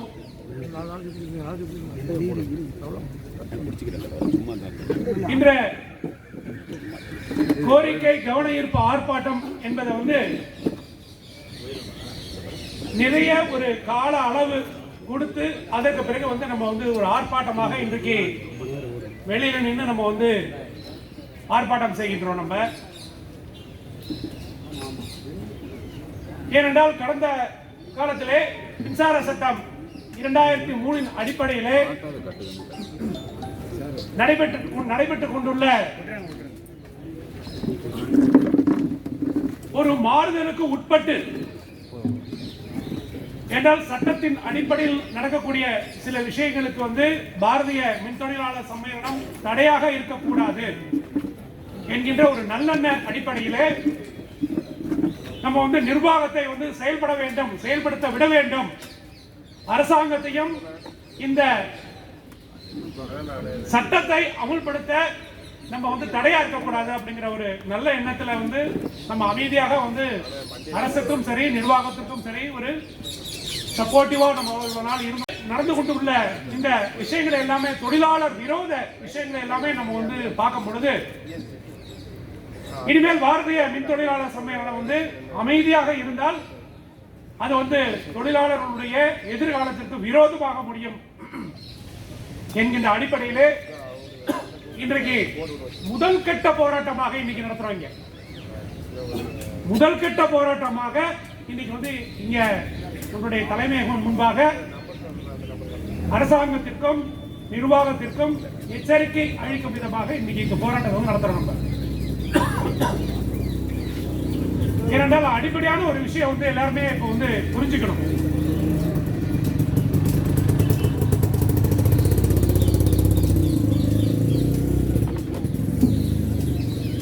தமிழ்நாடு மின்சார வாரியம் இல்ல. இன்னைக்கு வரைக்கும் எல்லாருமே வந்து நம்ம டான்ஜெட்கோ அப்படின்னு சொல்லிக்கிறோம். நம்ம யாரும் டான்ஜெட்கோ இல்ல, அதையும் கலைச்சிட்டாங்க. இன்னைக்கு டிஸ்ட்ரிபியூஷன்ல இருக்கிறவங்க எல்லாமே வந்து Tamil Nadu power distribution corporation limited ஒரு புது கம்பெனி ஆரம்பிச்சிருக்காங்க. ஒரு 4 நாளைக்கு முன்னால ரிசர்வ் பண்ணிட்டாங்க. 4 நாளைக்கு முன்னால தான் நேம் ட்ரான்ஸ்ஃபர் பண்ணிருக்காங்க. அதுக்கு மாத்திட்டாங்க. உற்பத்தி பிரிவில் வேலை செய்யறவங்க யாருமே டான்ஜெட்கோ கீழே கிடையாது. அவங்க எல்லாருமே Tamil Nadu power generation corporation limited அப்படின்னு தனி கம்பெனிக்கு கொண்டு போயிட்டாங்க. இங்க 5வது மாடியில் இருக்கக்கூடிய என்சிஎஸ் என்று சொல்லக்கூடிய நான் கன்வென்ஷனல் எனர்ஜி அவங்களுக்கு தனி ஒரு கம்பெனி ஆரம்பிச்சு கிரீன் எனர்ஜி கார்பரேஷன் லிமிடெட் அப்படின்னு சொல்லிட்டு அதுக்கு தனி கம்பெனி ஆரம்பிச்சு அவங்க யாருமே இன்னைக்கு டிஎன்இபி ஸ்டாஃப் யாருமே கிடையாதுங்க. டிரான்ஸ்மிஷன்ல 110 kVக்கு மேல வேலை செய்யறவங்க எல்லாருமே வந்து யாருமே டிஎன்இபி எம்ப்ளாயிஸ் கிடையாது. அவங்க எல்லாருமே டிரான்ஸ்கோ எம்ப்ளாயிஸ். மின்சார வாரியத்தை வந்து மின்சார சட்டம் 2003 படி வந்து 5 கூறா பிரிச்சுட்டாங்க. இப்போ 5 கூறா பிரிச்சு இவங்களுடைய இது வாரம் நடந்துட்டு இருக்கிற விஷயத்தெல்லாம் பார்க்கும்போது அடையாளம் இல்லாம கொண்டு தொலைக்கணும் அப்படிங்கிற மாதிரி குறிப்பிட்டு இருக்காங்க. உங்க அடையாளத்தை எல்லாமே கொஞ்சம் கொஞ்சமா அழிச்சு அடையாளமே இல்லாம உங்களை எல்லாம் தொலைச்சு போடணும் அப்படிங்கிற மாதிரி வந்து தமிழக அரசும் சரி மின்சார வாரிய நிர்வாகம் சரி இணைந்து செயல்படுறாங்க. இதுல நல்லா தெரிஞ்சுக்கோங்க. இதுல ஒரு முறையும் நம்ம வந்து ஒவ்வொரு கோரிக்கையும் கேட்க போறோம். இன்னைக்கு கேட் மீட்டிங் போட போறோம். நோட்டீஸ் கொடுத்த உடனே டிஆர்எஸ் வருது. இன்னைக்கு உடனே டிஆர்எஸ் வருது. ஆனா ஒரு மீட்டிங்லயும் உங்க அதிகாரிகள் சொல்லுவாங்க மின்சார வாரியம் வந்து நம்மளுடைய டான்ஜெட்கோ லாஸ்ல இருக்கு, கடன்ல இருக்கு அப்படின்னு சொல்லுவாங்க. நல்லா தெரிஞ்சுக்கோங்க. நீங்க அபிஷியலா சொல்றேன், கடன் கிடையாது, கடனே கிடையாது. கடன் இல்ல அப்படிங்கிற விஷயம் வந்து ஒரு வருடம் நடக்கக்கூடிய நடப்பு கணக்கு பற்றாக்குறை வச்சு கரண்ட் அக்கௌண்ட் டெபிசிட் சொல்லக்கூடிய நடப்பு கணக்கு பற்றாக்குறை வச்சு தீர்மானிக்கப்படுகிறது. இந்த நடப்பு கணக்கு பற்றாக்குறையை ஒரு மார்ச் 31 வரக்கூடிய பேலன்ஸ் ஷீட் போடும்போது எவ்வளவு கடன் எனக்கு எவ்வளவு வந்து உங்களுக்கு வந்து லாஸ் ஆயிருக்கு அப்படிங்கிற கணக்கு வருவதோ அந்த லாஸ் ஆன கணக்கை உதய் திட்டத்தின் கீழே, உதய் மின் திட்டத்தின் கீழே மத்திய அரசு தமிழக அரசு வந்து தமிழ்நாடு இந்த டான்ஜெட்கோ நிறுவனத்திற்கு வந்து கொடுக்கணும்னு சொல்லி உத்தரவு போட்டிருக்காங்க. அந்த உத்தரவின் அடிப்படையில் சமீபத்தில் நடந்த சட்டசபை கூட்டத்தில் வந்து இந்த சட்டசபை கூட்ட நிகழ்வை நீங்க கவனிச்சிருந்தீங்கன்னா உங்களுக்கு தெரியும். நம்முடைய மாண்புமிகு மின்சாரத்துறை அமைச்சர் அவர்கள் வந்து இந்த வருடத்தினுடைய நடப்பு கணக்கு பற்றாக்குறையை வந்து மின்சார வாரிய நிர்வாகத்திற்கு நாங்கள் வந்து திருப்பி கொடுத்துட்டோம்னு சொல்லியிருக்காங்க. ஒரு 25,000 கோடிக்கு நீங்க பிசினஸ் பண்றீங்க அப்படின்னா உங்களுக்கு அதுல ஒரு 10,000 கோடி உங்களுக்கு லாஸ் அப்படிங்கிற மாதிரி நீங்க கணக்கு வச்சிருந்தீங்க அப்படின்னா அந்த 10,000 கோடியை வந்து தமிழக அரசு மின்வாரிய நிர்வாகத்திற்கு திருப்பி கொடுத்தாச்சு. அப்ப இதுல எங்க லாஸ் இருக்கு? உங்க லாஸ் நீங்க போடுற கணக்கு எல்லாமே உங்களோட டிஏ அரியர்ஸ் உட்பட உங்களோட வேஜ் ரிவிஷனுடைய செகண்ட் இன்ஸ்டால்மெண்ட் அரியர்ஸ் உட்பட உங்களுக்கு நிறுத்தி வைக்கப்பட்ட பதவி உயர்வுகளுக்கு உண்டான செலவு உட்பட காலியாக பணியிடங்களை வந்து நிரப்பக்கூடிய செலவுக்கு உட்பட எல்லாமே சேர்ந்ததுதான் அந்த நடப்பு கணக்கு பற்றாக்குறை அப்படிங்கிறது. அப்ப இது யாரை ஏமாத்துறதுக்கு போறது? இன்னும் எத்தனை வருடம் ஏமாத்துவாங்க? இப்படி யாருமே கேட்கலாம். இன்னைக்கு வந்து நடக்கக்கூடிய போக்கு எப்படி இருக்கு அப்படின்னா, அரசாணை எண் 100 படி ஒப்பந்தம் போட்ட உடனேயே அன்னைக்கு ஒரு டீப் ஸ்லீப்புக்கு போனதுதான் நம்மளுடைய சகோதர தொழிற்சங்கங்கள் எல்லாருமே. எல்லா தொழிற்சங்கங்களும் சரி, ஏன்னா அரசியல் தொழிற்சங்கங்களை எதுவும் கேட்க முடியாது. இன்னைக்கு ஆளுங்கட்சி திமுக தொழிற்சங்கத்தை கேட்க முடியாது. ஏன்னா தொழிற்சங்க நடவடிக்கை எல்லாமே வந்து அவங்க வந்து எதிர்கட்சியானவங்க தான் நடவடிக்கை துவங்குவாங்க. அதுக்கப்புறம் வந்து சைலண்ட் மோட்ல போயிடுவாங்க. இப்ப இன்னைக்கு அதுக்கப்புறம் எதிர்கட்சியா இருக்கக்கூடிய அதிமுக இன்னைக்கு சைலண்ட் மோட்ல இருக்கிறாங்க. அவங்க கிட்ட வந்து தொழிற்சங்க நடவடிக்கை எல்லாம் எனக்கு கேட்க முடியாது. இந்த ரெண்டுக்கும் நடுவில் இரண்டாம் கட்டமா இருக்கக்கூடிய கம்யூனிஸ்ட் இருக்குல்ல, அவங்க எல்லாம் தொழிற்சங்கமாவே மதிக்க முடியாது. ஏன்னா ரெண்டு கட்டம் இங்கிட்ட அங்கிட்ட பாஞ்சுக்கிட்டே இருப்பாங்க. அவங்க எங்க கூட்டணியா இருக்காங்களோ அவங்களுக்கு விசுவாசமா இருப்பாங்க. அதனால இன்னைக்கு தமிழ்நாடு மின்சார வாரியத்தில் மற்ற எதுவும் தொழிற்சங்கங்களே கிடையாது. அந்த வார்த்தையை எடுத்துக்கவே முடியாது, அக்செப்டன்ஸே கிடையாது. அப்ப இன்னைக்கு தொழிற்சங்க நடவடிக்கை அப்படின்னா தமிழ்நாடு மின்சார வாரியத்தில் பாரதிய மஸ்தூர் சங்கம், பாரதிய மின் தொழிலாளர் சம்மேளனம் மட்டும்தான் அந்த நடவடிக்கை எடுக்க முடியும். இன்னைக்கு வந்து 4-5 கம்பெனியா கூறு போட்டதற்கு பிறகு கூறு போட்டு உத்தரவு போட்டேன், ஆடிட்டர் வச்சு அதுக்கு உண்டான கன்சல்டேஷன் பேஸ் பண்ணி எல்லாமே வாங்கிட்டேன். இன்னைக்கு வந்து ஆரிசன் என்கிற ஒரு கம்பெனியை வந்து அவங்க வந்து பணியமர்த்தி எல்லா பிரிவு அலுவலகங்களையும் சரி, எல்லா சப்ஸ்டேஷன்லையும் சரி, எல்லா ஜெனரேஷன் ஸ்டேஷனும் சரி, எல்லா இடத்துலையுமே வந்து யார் யார் என்னென்ன வேலை பார்க்குறாங்க, அந்த வேலையை எப்படி லாபகரமாக கொண்டு போகிறது, எந்தெந்த இடத்துலையும் ஆளை குறைக்கலாம், எந்தெந்த இடத்துல ஆள் போடணும், எங்க வந்து லாபமா வந்து வரணும், எந்த இடத்துல நஷ்டம் போகுது அப்படின்னு எல்லா கணக்கையுமே வந்து ஏர்செல் அப்படிங்கிற கம்பெனி வந்து இவங்களுக்கு எல்லாம் வரமுறைப்படுத்தி புக்லெட் போட்டு கொடுத்துட்டான். அந்த புத்தகத்தை கையில் வச்சுதான் விளையாண்டு இருக்காங்க. மேல கீழே தொழிலாளி என்ன வேலை செய்யறான், அசர் என்ன வேலை செய்யறான், வயர்மேன் என்ன வேலை செய்யறான், இன்னைக்கு கேங்மேன் என்ன வேலை செய்யறான் அப்படிங்கிற கணக்கு வந்து மேல இருக்கிறவங்க யாருக்கும் தெரியல. ஏர்செல் கொடுத்ததை கையில் வச்சுக்கிட்டு ரீடிப்ளாய்மெண்ட் அப்படிங்கிற பேர்ல இஷ்டத்துக்கு ஆர்டர் போட்டுட்டு இருக்காங்க.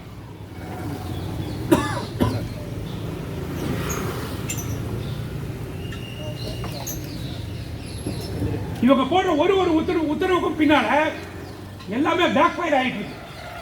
அந்த இடத்துல வந்து நடக்கக்கூடிய பணிகள் வந்து முடங்கி போகுது. எல்லா இடத்துலையும் முடங்கி போகுது. இன்னைக்கு இருக்கக்கூடிய ஃபீல்டில் இருக்கக்கூடிய இவங்க கேட்கறாங்க மேல இருந்து எங்கெங்க ஆட்குறிப்பு பண்ணலாம், எந்தெந்த இடத்துல எல்லாம் வந்து ரிடண்டன்ட் போஸ்ட் இருக்கு, அந்த போஸ்ட் எல்லாம் வந்து களை எடுக்கணும், அந்த போஸ்ட் எல்லாம் மாற்றணும், எந்தெந்த இடத்துல போஸ்ட் டூப்ளிகேஷன் இருக்கு அதெல்லாம் போஸ்ட் எல்லாம் வந்து கம்மி பண்ணு, ஒன்று பண்ணு அப்படின்னு இவங்க யாருக்கு சொல்றாங்க, கூப்பிட்டு மேல சீஃப் இன்ஜினியருக்கும் சூப்பர் இன்ஜினியருக்கும் சொல்றாங்க. சீஃப் இன்ஜினியர் சூப்பர் இன்ஜினியர் அங்க உட்காந்து பயந்துகிட்டே உட்காந்துருப்பாங்க, சிஎம்டி முன்னால பயந்துகிட்டே உட்காந்துருப்பாங்க. அப்போ இதுல யார் நல்ல பேர் வாங்குறது அப்படின்ட்டு எல்லா சீஃப் இன்ஜினியரும் எல்லா சூப்பர் இன்ஜினியரும் கொடுத்த ரிப்போர்ட் தான் இன்னைக்கு வந்து ஓடிக்கிட்டு இருக்கு. எல்லாமே ரீடிப்ளாய்மெண்ட் அப்படின்ட்டு. அந்த இடத்துல வேலை செய்யறதுக்கு ஆள் இல்லைன்னா எப்படி வேலை நடக்கும், அதை பத்தி அவங்களுக்கு எல்லாம் கவலை கிடையாது. ஏன்னா 1 வருஷம் 2 வருஷம் சர்வீஸ் இருக்கும், ரிட்டையர் ஆகிட்டு கம்பெனிக்கு போயிட்டே இருப்பாங்க. இங்கே வந்து குட் பை சர்டிஃபிகேட் வாங்கி போயிடுவாங்க. ஆனா ஒரு பக்கம் மின்சார வாரிய நிர்வாகம் வந்து சதைஞ்சு போயிட்டே இருக்கு. இன்னைக்கு நிர்வாகம் பண்ணக்கூடிய மிகப்பெரிய தவறு என்னன்னு கேட்டா, என்ன பிரச்சனை, எப்படி அதை டேக்கிள் பண்ணணும், யார் யார் என்ன வேலை செய்யறா, அது எப்படி அந்த வேலையை வந்து நம்ம வாங்கணும், எல்லாருக்குமே வந்து பொதுவாக இருக்கக்கூடிய விஷயங்கள்லாம் எப்படி பண்ணணும் அப்படிங்கிற விஷயத்தை நிர்வாகம் வந்து தொழிற்சங்கங்கிட்ட கலந்து பேசுறதே கிடையாது. தொழிற்சங்கம் அப்படிங்கிறத வந்து எப்படி ஃபார்ம் பண்ணாங்க, எதுக்காக ஃபார்ம் பண்ணாங்க, அரசியல் சட்டத்திலே வந்து தொழிற்சங்கம் துவங்கலாம் அப்படிங்கிற உரிமையை வந்து எப்படி வந்து டாக்டர் அம்பேத்கர் கொண்டு வந்தார், எதுக்காக கொண்டு வந்தார், சும்மா பொழுது பார்க்கறதுக்கா? நிர்வாகத்துக்கும் தொழிலாளிக்கும் வந்து ஒரு பாலமா இருக்கக்கூடிய அமைப்பு ஒரு தொழிற்சங்கம். இது சும்மா வந்து கூத்தடிக்கிறது கிடையாது. ஆனா அது மாதிரியான ஒரு சிந்தனையில நிர்வாகம் வந்து ஒரு முதலாளித்துவ போக்கு. ஏன் இந்த வார்த்தை நான் சொல்றேன் அப்படின்னா, இது கார்பரேஷன் ஆயிடுச்சு. அப்ப கார்பரேட் மென்டாலிட்டி அப்படிங்கிறது வந்து இங்க மேல வந்துருச்சு. கார்பரேட் மென்டாலிட்டி ஏன்னா லாபம் பார்க்கணும் அப்படின்னா நீ லாபம் பாரு, லாபம் பார்க்கறதுக்கு நாங்க ஹெல்ப் பண்றோம். ஆனா அதுக்காக வந்து என் மேல ஏறி மிதிக்க கூடாது. என்னுடைய தனிமனித உரிமையை வந்து நீ வந்து மீறப்போ அது ஒரு விஷயத்திலையுமே சரி. ஏதோ பதவி உயர்வு போடல, பேனல் ஸ்கிப் பண்றோம், இது வந்து அடுத்த பேனல்ல போடுறோம், டிலே பண்ணி போடுறோம், இதனால வந்து ஃபைனான்சியல் டிஃபிகல்டிஸ் இருக்கு, இதெல்லாம் பேச்சுவார்த்தை நடத்தணும். இல்ல எந்த பேச்சுவார்த்தையுமே கிடையாது. எந்த பேச்சுவார்த்தை இதுக்கு முன்னால ஒரு சீஃப் இன்ஜினியர் இருந்தாங்க, இங்க ஒரு லேடி இருந்தாங்க சீஃப் இன்ஜினியர். தொழிற்சங்கம்லாம் வருதுனாலே கதவை பூட்டிட்டு அந்த அம்மா வந்து இல்லைன்னு சொல்லிடும் உள்ள.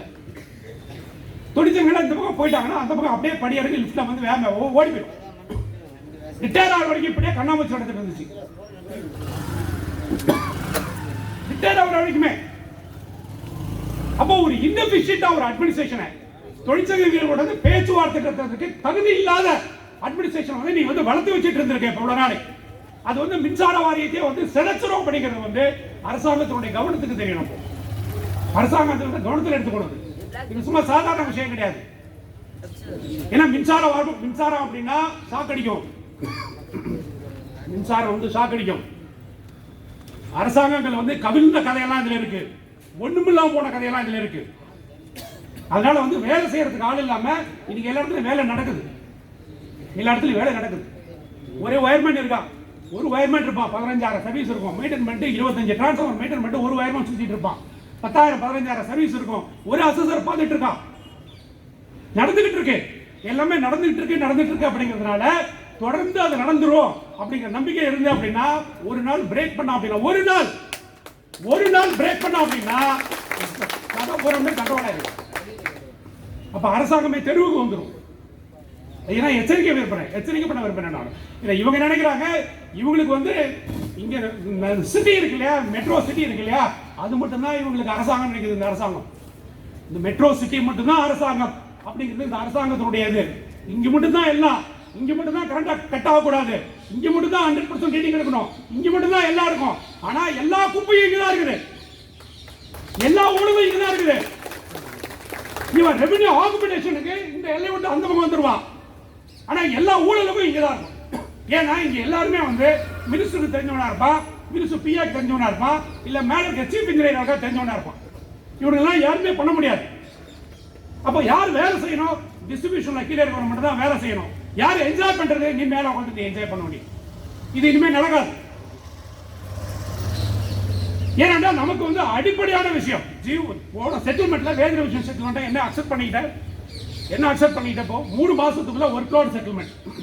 ஏன் பிஎம்எஸ் ஒர்க் லோட் சொல்றது அப்படின்னா இன்னைக்கு இங்க டிஸ்ட்ரிபியூஷன்ல போறோம். மெட்ராஸ்ல என்ன பண்ணிருக்காங்க அப்படின்னா ஒரு செக்ஷன்லயும் வந்து 2 பேர் அவுட் சோர்ஸ் போட்டிருக்காங்க. ஒரு செக்ஷன்லயும் 2 பேர் அவுட் சோர்ஸ் போடுறதுக்கு இவங்க டெண்டர் போட்டு அது போட்டு சாங்ஷன் பண்ணி எல்லாருக்கும் அவுட் சோர்ஸ் போட்டிருக்காங்க. இதே டெண்டரை போன அரசாங்கம் போட்டதுக்கு இந்த இப்ப இருக்கக்கூடிய ஆளுங்கட்சியா இருக்கக்கூடிய தொழிற்சங்கம் வந்து ஒரு நாள் தர்ணா போராட்டம் நடத்தி எல்லாரையுமே தெருவு போட்டாங்க. அதை ஒரே நாள கேன்சல் பண்ண வச்சாங்க. யார் கேன்சல் பண்ண வச்சாங்களோ அதே அரசாங்கம் வந்து இப்ப வந்து போட்டு எல்லாருக்கும் அவுட் சோர்ஸ் பண்ணிருக்கு. எதுக்கு இந்த கண்ணாமூச்சி விளையாட்டு? அப்ப வேலை செய்யறதுக்கு ஆள் இல்லைங்கிறது உனக்கு தெரியுது இல்லையா? அவனை வந்து பெர்மனண்டா போடு, அப்பாயின்மெண்ட் பண்ணு. இல்லைன்னா அரசாங்கமே நீயே போடு, அவனை கான்ட்ராக்ட்ல கொடுத்து நீயே போடு, நீயே டைரக்டா சம்பளம் கொடுக்குற மாதிரி போடு. இந்த தன்மை வந்து எல்லா செக்டார்லயும் எல்லா இடத்துலயுமே போயிட்டு இருக்கு, எல்லா கேடர்லயும் போயிட்டு இருக்கு. கொஞ்சம் கொஞ்சமா என்ன பண்றாங்கன்னா ரிட்டையர்ட் ஆனால என்கேஜ் பண்ணு, எஸ்எஸ்ல ரிட்டையர் ஆன ஏடிஏ டிஏ கொண்டாந்து என்கேஜ் பண்ணு. நீங்க வந்து ஏஓ வரைக்கும் ரிட்டையர் ஆனவங்கள போடு என்ற தன்மை வந்து கொஞ்சம் கொஞ்சமா போயிட்டு இருக்கு. எதுலையுமே ஒரு தெளிவான முடிவு கிடையாது. கிட்டத்தட்ட 3 கோடி சர்வீசஸ் மேல அசஸ்மெண்ட் பண்ணிட்டு இருக்காங்க. எப்படி அசஸ்மெண்ட் பண்றாங்க? ஒரு விஷயத்தை வந்து மாடர்னைஸ் பண்ணணும், ஒரு விஷயத்தை அப்கிரேட் பண்ணணும் அப்படின்னா அதுக்கு வந்து பாரதிய மின் தொழிலாளர் சபையினால எதிர்ப்பு இல்லை. ஆனா அதை அப்கிரேட் பண்ணணும் அப்படின்னா எப்படி அப்கிரேட் பண்ணணும்? இவங்க ஒரு ஆப் கிரியேட் பண்றாங்க, பண்ணுங்க, அதுக்கு எதிர்ப்பு கிடையாது. பொதுமக்களுக்கு வந்து சாதகமா ஒரு விஷயம் பண்றீங்க, நாங்க வந்து எதிர்க்கல. அதை இம்ப்ளிமெண்ட் பண்றாங்க. ப்ளூடூத்னாங்க, அப்புறம் வயரை போட்டு ரீடிங் எடுக்கணும் அப்படின்னாங்க. அதுல இருக்கக்கூடிய பிராக்டிகல் டிஃபிகல்டிஸ் என்ன? இங்க இருக்கிற ஜேஎம்டி வந்து போனார் ஒரு நாள் வந்து இந்த ஃபீல்டில் நான் போய் பார்க்குறேன் என்னென்ன டிஃபிகல்டிஸ் அப்படிங்கிறது வந்து முதல் 2வது நாளே வந்து அந்த டிஃபிகல்டிஸை பட்டியலிட்டு கொடுத்தாச்சு. 2வது நாளே அவங்க ப்ளூடூத் இம்ப்ளிமெண்ட் பண்ண 2வது நாளே ஃபீல்டில் இருந்து எல்லாருக்கிட்டையுமே வந்து அந்த டிஃபிகல்டிஸ் என்ன அப்படிங்கிறத வந்து நம்ம வந்து பட்டியல் போட்டு இங்கே கீழே கொடுத்தாச்சு. அந்த பட்டியலை எடுத்துக்கிட்ட உடனே ஜேஎம்டி வந்து இங்க அவரே போறாரு, நேரம் அவரே போயிட்டு என்னென்ன விஷயங்கள் இருக்கு, எங்க போறாரு திரும்பியும் இங்கதான் போறாரு. இங்க பக்கத்துல வந்து தாம்பரத்துக்கும் குரோம்பேட்டைக்கும் இங்க இருக்கிற மெட்ரோல எல்லாம் சுத்துறாரு. போட்டு ட்ரெயின் போட்டு மதுரைக்கு போ, திருச்சிக்கு போ, அங்க இருக்கிற ஃபீல்டு கண்டிஷன்ல வந்து எப்படி எடுப்பா சொல்லி பாரு. நீ இங்க இருக்கிற ஃபீல்டு கண்டிஷனை பார்த்துட்டு இதை எடுக்கலாம் சொல்லிட்டு எல்லா இதையும் நான் சரி ரெக்டிஃபை பண்ணிட்டேன் நானு அப்படின்னு சொல்லிட்டு திரும்பி போட்டு எடு அப்படின்னா எந்த மொபைல்ல எடுக்க முடியும்? எவ்வளவு சர்வீஸ் எடுக்க முடியும்? எல்லாருக்குமே அந்த ஆண்ட்ராய்டு மொபைல் அந்த கெப்பாசிட்டி உள்ள மொபைல் வந்து வச்சுக்க முடியுமா? இதெல்லாம் ஏன் நிர்வாகம் யோசிக்கல? இவங்க கேட்டா என்ன சொல்றாங்க அப்படின்னா, நாங்க சாம்பிளுக்கு தான் எடுக்க சொல்றோம். நம்ம நீ சாம்பிளுக்கு எடுக்க சொல்றீங்க, இப்படி கை காமிச்சா போதாது. எஸ்சிக்கு நீ இப்படி கை காமிச்சா போதும், வேட்டு நாய் மாதிரி அப்படியே சர்றன்னு ஓடும். நீங்க அதெல்லாம் இதே கிடையாது. இவங்க வந்து இது சாம்பிளுக்கு 4 பேர் பண்ண அப்படின்னா 40 பேரை நான் பண்ணி காமிச்சு நான் 40 பேர் பண்ணேன்னு சொல்லிட்டு நெஞ்சு நிறுத்திப்பாரு எஸ்சி. உங்க எஸ்சி ஏன்னா அந்த மாதிரி மென்டாலிட்டி தான் எல்லாமே இருக்காங்க, வேட்ட நாய் மாதிரி இருக்கிறாங்க எல்லாருமே. அப்போ இதுக்கு யாரு இருக்கக்கூடிய போஸ்ட் குறைக்கிறதுக்கும் சரி, போஸ்ட் அபாலிஷ் பண்றதுக்கும் சரி, ஒர்க்லோட ஏத்துறதுக்கும் சரி, ஒரு நியாயமான விஷயத்தை உண்மையை சொல்லணும். மேல உண்மையை சொல்றதுக்கு எந்த ஒரு சூப்பர் இன்ஜினியருக்கும் சரி, எந்த சீஃப் இன்ஜினியருக்கும் தைரியம் இல்லை. இங்க மீட்டிங்ல உட்கார்ந்து பேசிட்டு மீட்டிங்ல வந்து அவங்க வந்து எல்லாமே பண்ணிடலாம் sir, okay sir, ton sir, perfect sir, எல்லாமே பண்ணிடுறேன் சார். உனக்கு மேன் கிடையாது, மெட்டீரியல்ஸ் கிடையாது, எதுவுமே கிடையாது, சப்போர்ட் கிடையாது, ஒண்ணுமே கிடையாது. பண்றேன்னு சொல்லிட்டு எப்படி நீ பண்ற நீ? அப்ப எல்லாமே வந்து கீழே செக்ஷன் ஆபீசர் மேல வைக்கும். செக்ஷன் ஆபீசர் என்ன பண்ணுவான்? கீழே அப்படியே மேல ஒண்ணு அரியர்ஸ் இருந்தா ஆர்எஸ் மேல இறக்குவான், ஃபீல்டா இருந்தா அந்த பக்கம் ஃபோர்மேன் மேல இறக்குவான். எப்படி வேலை செய்வான்? அப்ப அங்கதான் ஆரம்பிக்குது லஞ்சம். அது யாரு ஊக்குவிக்கிறது? இதுக்கு தமிழக அரசுக்கு தெரியணும். இவங்க வந்து காஸ்ட் கட்டிங் சொல்லிட்டு காஸ்ட் கட்டிங் பண்றானா இல்ல வந்து அது கட்டிங் பண்றானா தெரியல. எல்லாத்துக்குமே அலோகேஷன் இருக்குல்ல, ஈபியோட பட்ஜெட்டுக்கு அலோகேஷன் இருக்கு, இவ்வளவு போல் அலோகேஷன் இருக்கு. சமீபத்தில் பாருங்க எத்தனை போல் மேல ஏறி பாதியா ஆள் உழுந்து டேமேஜ் ஆயிருக்கு. போல் எப்படி நம்பி ஒரு வயர்மேனோ கேங்மேனோ எப்படி போல் ஏறுமா மேல? புது போல்ல மேல ஏறா போல் பாதியில அந்த அப்படியே கவுந்து விடுது கீழே. 2-3 பேர் ஃபேட்டல் ஆக்சிடென்ட் ஆயிருக்கு, 2-3 பேர் வந்து இடுப்பெல்லாம் ஒளிஞ்சு ஹாஸ்பிட்டல்ல கிடக்குறான். அப்போ அந்த போல் வாங்குறது கூட ஊழலா? அது ஏன் ஊழலாச்சு? ரொம்ப கால்குலேட்டிவா நம்மளுடைய போலுக்கு இங்க வந்து மேனுஃபேக்சர் பண்ணக்கூடிய இடத்த வந்து க்ளோஸ் பண்ணி, அந்த ஜிசிசியில் இருக்கக்கூடிய அந்த போல் மேனுஃபேக்சர் பண்ண இடத்த க்ளோஸ் பண்ணி அந்த செக்ஷனை மூடிட்டு அங்க ஆள் குறைப்பு பண்றாங்களா? நீ ஆள் குறைப்பு ஏன் பண்ற? வெளியில கான்ட்ராக்டர் கொடுத்து கமிஷன் வாங்குறதுக்கு. அவன் போல் பண்ற உள்ள வைக்க புள்ள வச்சு போல் பண்றான். நீ அதை வாங்கி சர்டிபிகேட் பண்ணி அந்த சர்டிபிகேஷன் பண்ணி பண்ற. நீ ஊழல் ரொம்ப அதிகமா போச்சு. நான் ஓபனா பகிரங்கமாக வந்து சொல்ல விரும்புறேன். நான் நிர்வாகம் வந்து ஒவ்வொருத்தருக்கும் வந்து இந்த வேலையினுடைய திறமை இருக்கு. அந்த மேன் பவர் வந்து ப்ராப்பரா வந்து டேப் அப் பண்ணா மட்டும்தான் நிர்வாகம் லாபமா போகும். இன்னைக்கு அரசாங்கம் மத்திய அரசாங்கத்தினுடைய பிரஷர் பேர்ல 12,000 கோடி ரூபாய் 13,000 கோடி ரூபாய் உனக்கு வந்து கரண்ட் அக்கௌண்ட் விஷயம் வந்து ரீபே பண்ணிட்டான் அப்படின்னா அந்த இடத்துல வந்து நீ வந்து உன்னுடைய பணியை முன்னெடுக்கணும். அதுக்கு தான் வந்து state government central government support பண்றான். ஆனா நீ இந்த இடத்துல என்ன பண்ற அப்படின்னா பணியை முன்னெடுக்கிறதுக்கு பதிலா குடி தோன்ற. தொழிலாளிக்கு யாருக்கு என்ன வேலை பார்க்கணும் அப்படிங்கிறது தெரியாது. நீ யார் என்ன வேலை சொன்னாலும் நீ செய்யணும். நீ வாங்குற சம்பளத்துக்கு வேலை செய்யணும். யார் என்ன வேலை செய்யணும் தெரியும். இன்னமும் கேங்மேனுக்கு அவன் என்ன வேலை செய்யணும்னு தெரியாது. அவன் என்ன வேலைக்காக அவன் எடுத்தான், அவன் என்ன வேலை செய்யணும், நம்ம இந்த வேலைக்கு தான் எடுத்திருக்காங்களா அப்படின்னு இன்னும் கேங்மேன் தெரியாது. அதே மென்டாலிட்டிக்கு இன்னைக்கு ஆர்எஸ்ஐ கொண்டு வர்றாங்க, ஃபோர்மேனையும் கொண்டு வர்றாங்க. எல்லா வேலையும் செய்ய வைக்கிறாங்க, எல்லா வேலையும் செய்யணுங்கிற மென்டாலிட்டி உருவாக்குறாங்க. அதுக்குண்டான பயிற்சியை கூட, அதுக்குண்டான மெட்டீரியல்ஸை கூட, அதுக்குண்டான பவர்ஸை கூட எதுவுமே கொடுக்கறது கிடையாது. இன்னைக்கு டிஸ்கஸ் பண்ணிட்டு இருக்கேன். இன்னைக்கு திருப்பூர்ல இருந்து டிஸ்கஸ் பண்ணாங்க. திருப்பூர்ல ஒரு டிவிஷன்ல நீங்க கற்பனை பண்ண முடியாது. ஒரு டிவிஷன்ல 35 செக்ஷன் ஒரு டிவிஷன்ல. தமிழ்நாட்டில் எங்கேயுமே கிடையாது. அங்க கிட்டத்தட்ட 30-40 கோடி ரூபாய் வந்து ரெவென்யூ அந்த டிவிஷன்ல வந்துட்டு இருக்கான். அவ்வளவு ரெவென்யூ வரக்கூடிய ஒரு டிவிஷனை இங்க வந்து செக்ஷன் ரீஆர்கனைசேஷன் பண்றோம், டிவிஷன் ரீஆர்கனைசேஷன் பண்றோம் அப்படி சொல்லி ஏற்கனவே அவர் செந்தில் பாலாஜி அமைச்சராக இருக்கும் பொழுது இங்க திட்டங்கள்லாம் போட்டு உத்தரவெல்லாம் போட்டு அதுக்கு அடிப்படையில் வந்து நிறைய புதுசா டிவிஷன்லாம் உருவாக்கிட்டாங்க, நிறைய சர்க்கிள் உருவாக்கிட்டாங்க. ஆனா திருப்பூர்ல மட்டும் அந்த ஒரு டிவிஷன் மட்டுமே 35 செக்ஷன் வச்சுக்கிட்டு இயங்க வேண்டிய மர்மம் என்ன சார்? அங்க இருக்கக்கூடிய எக்ஸிகியூட்டிவ் இன்ஜினியர் வந்து அதை பிரிக்கிறதுக்கே விட மாட்டேங்கிறான். ஏன்னா வருமானம், நல்லா தெரிஞ்சுக்குவாங்க, வருமானம். அந்த வருமானத்தை பார்க்கறதுக்காக வேண்டி அப்படியே மெயின்டைன் பண்றாங்க. ஒரு செக்ஷனே பிரிக்க விட மாட்டாங்க. இதெல்லாம் நீ பாக்குறியா?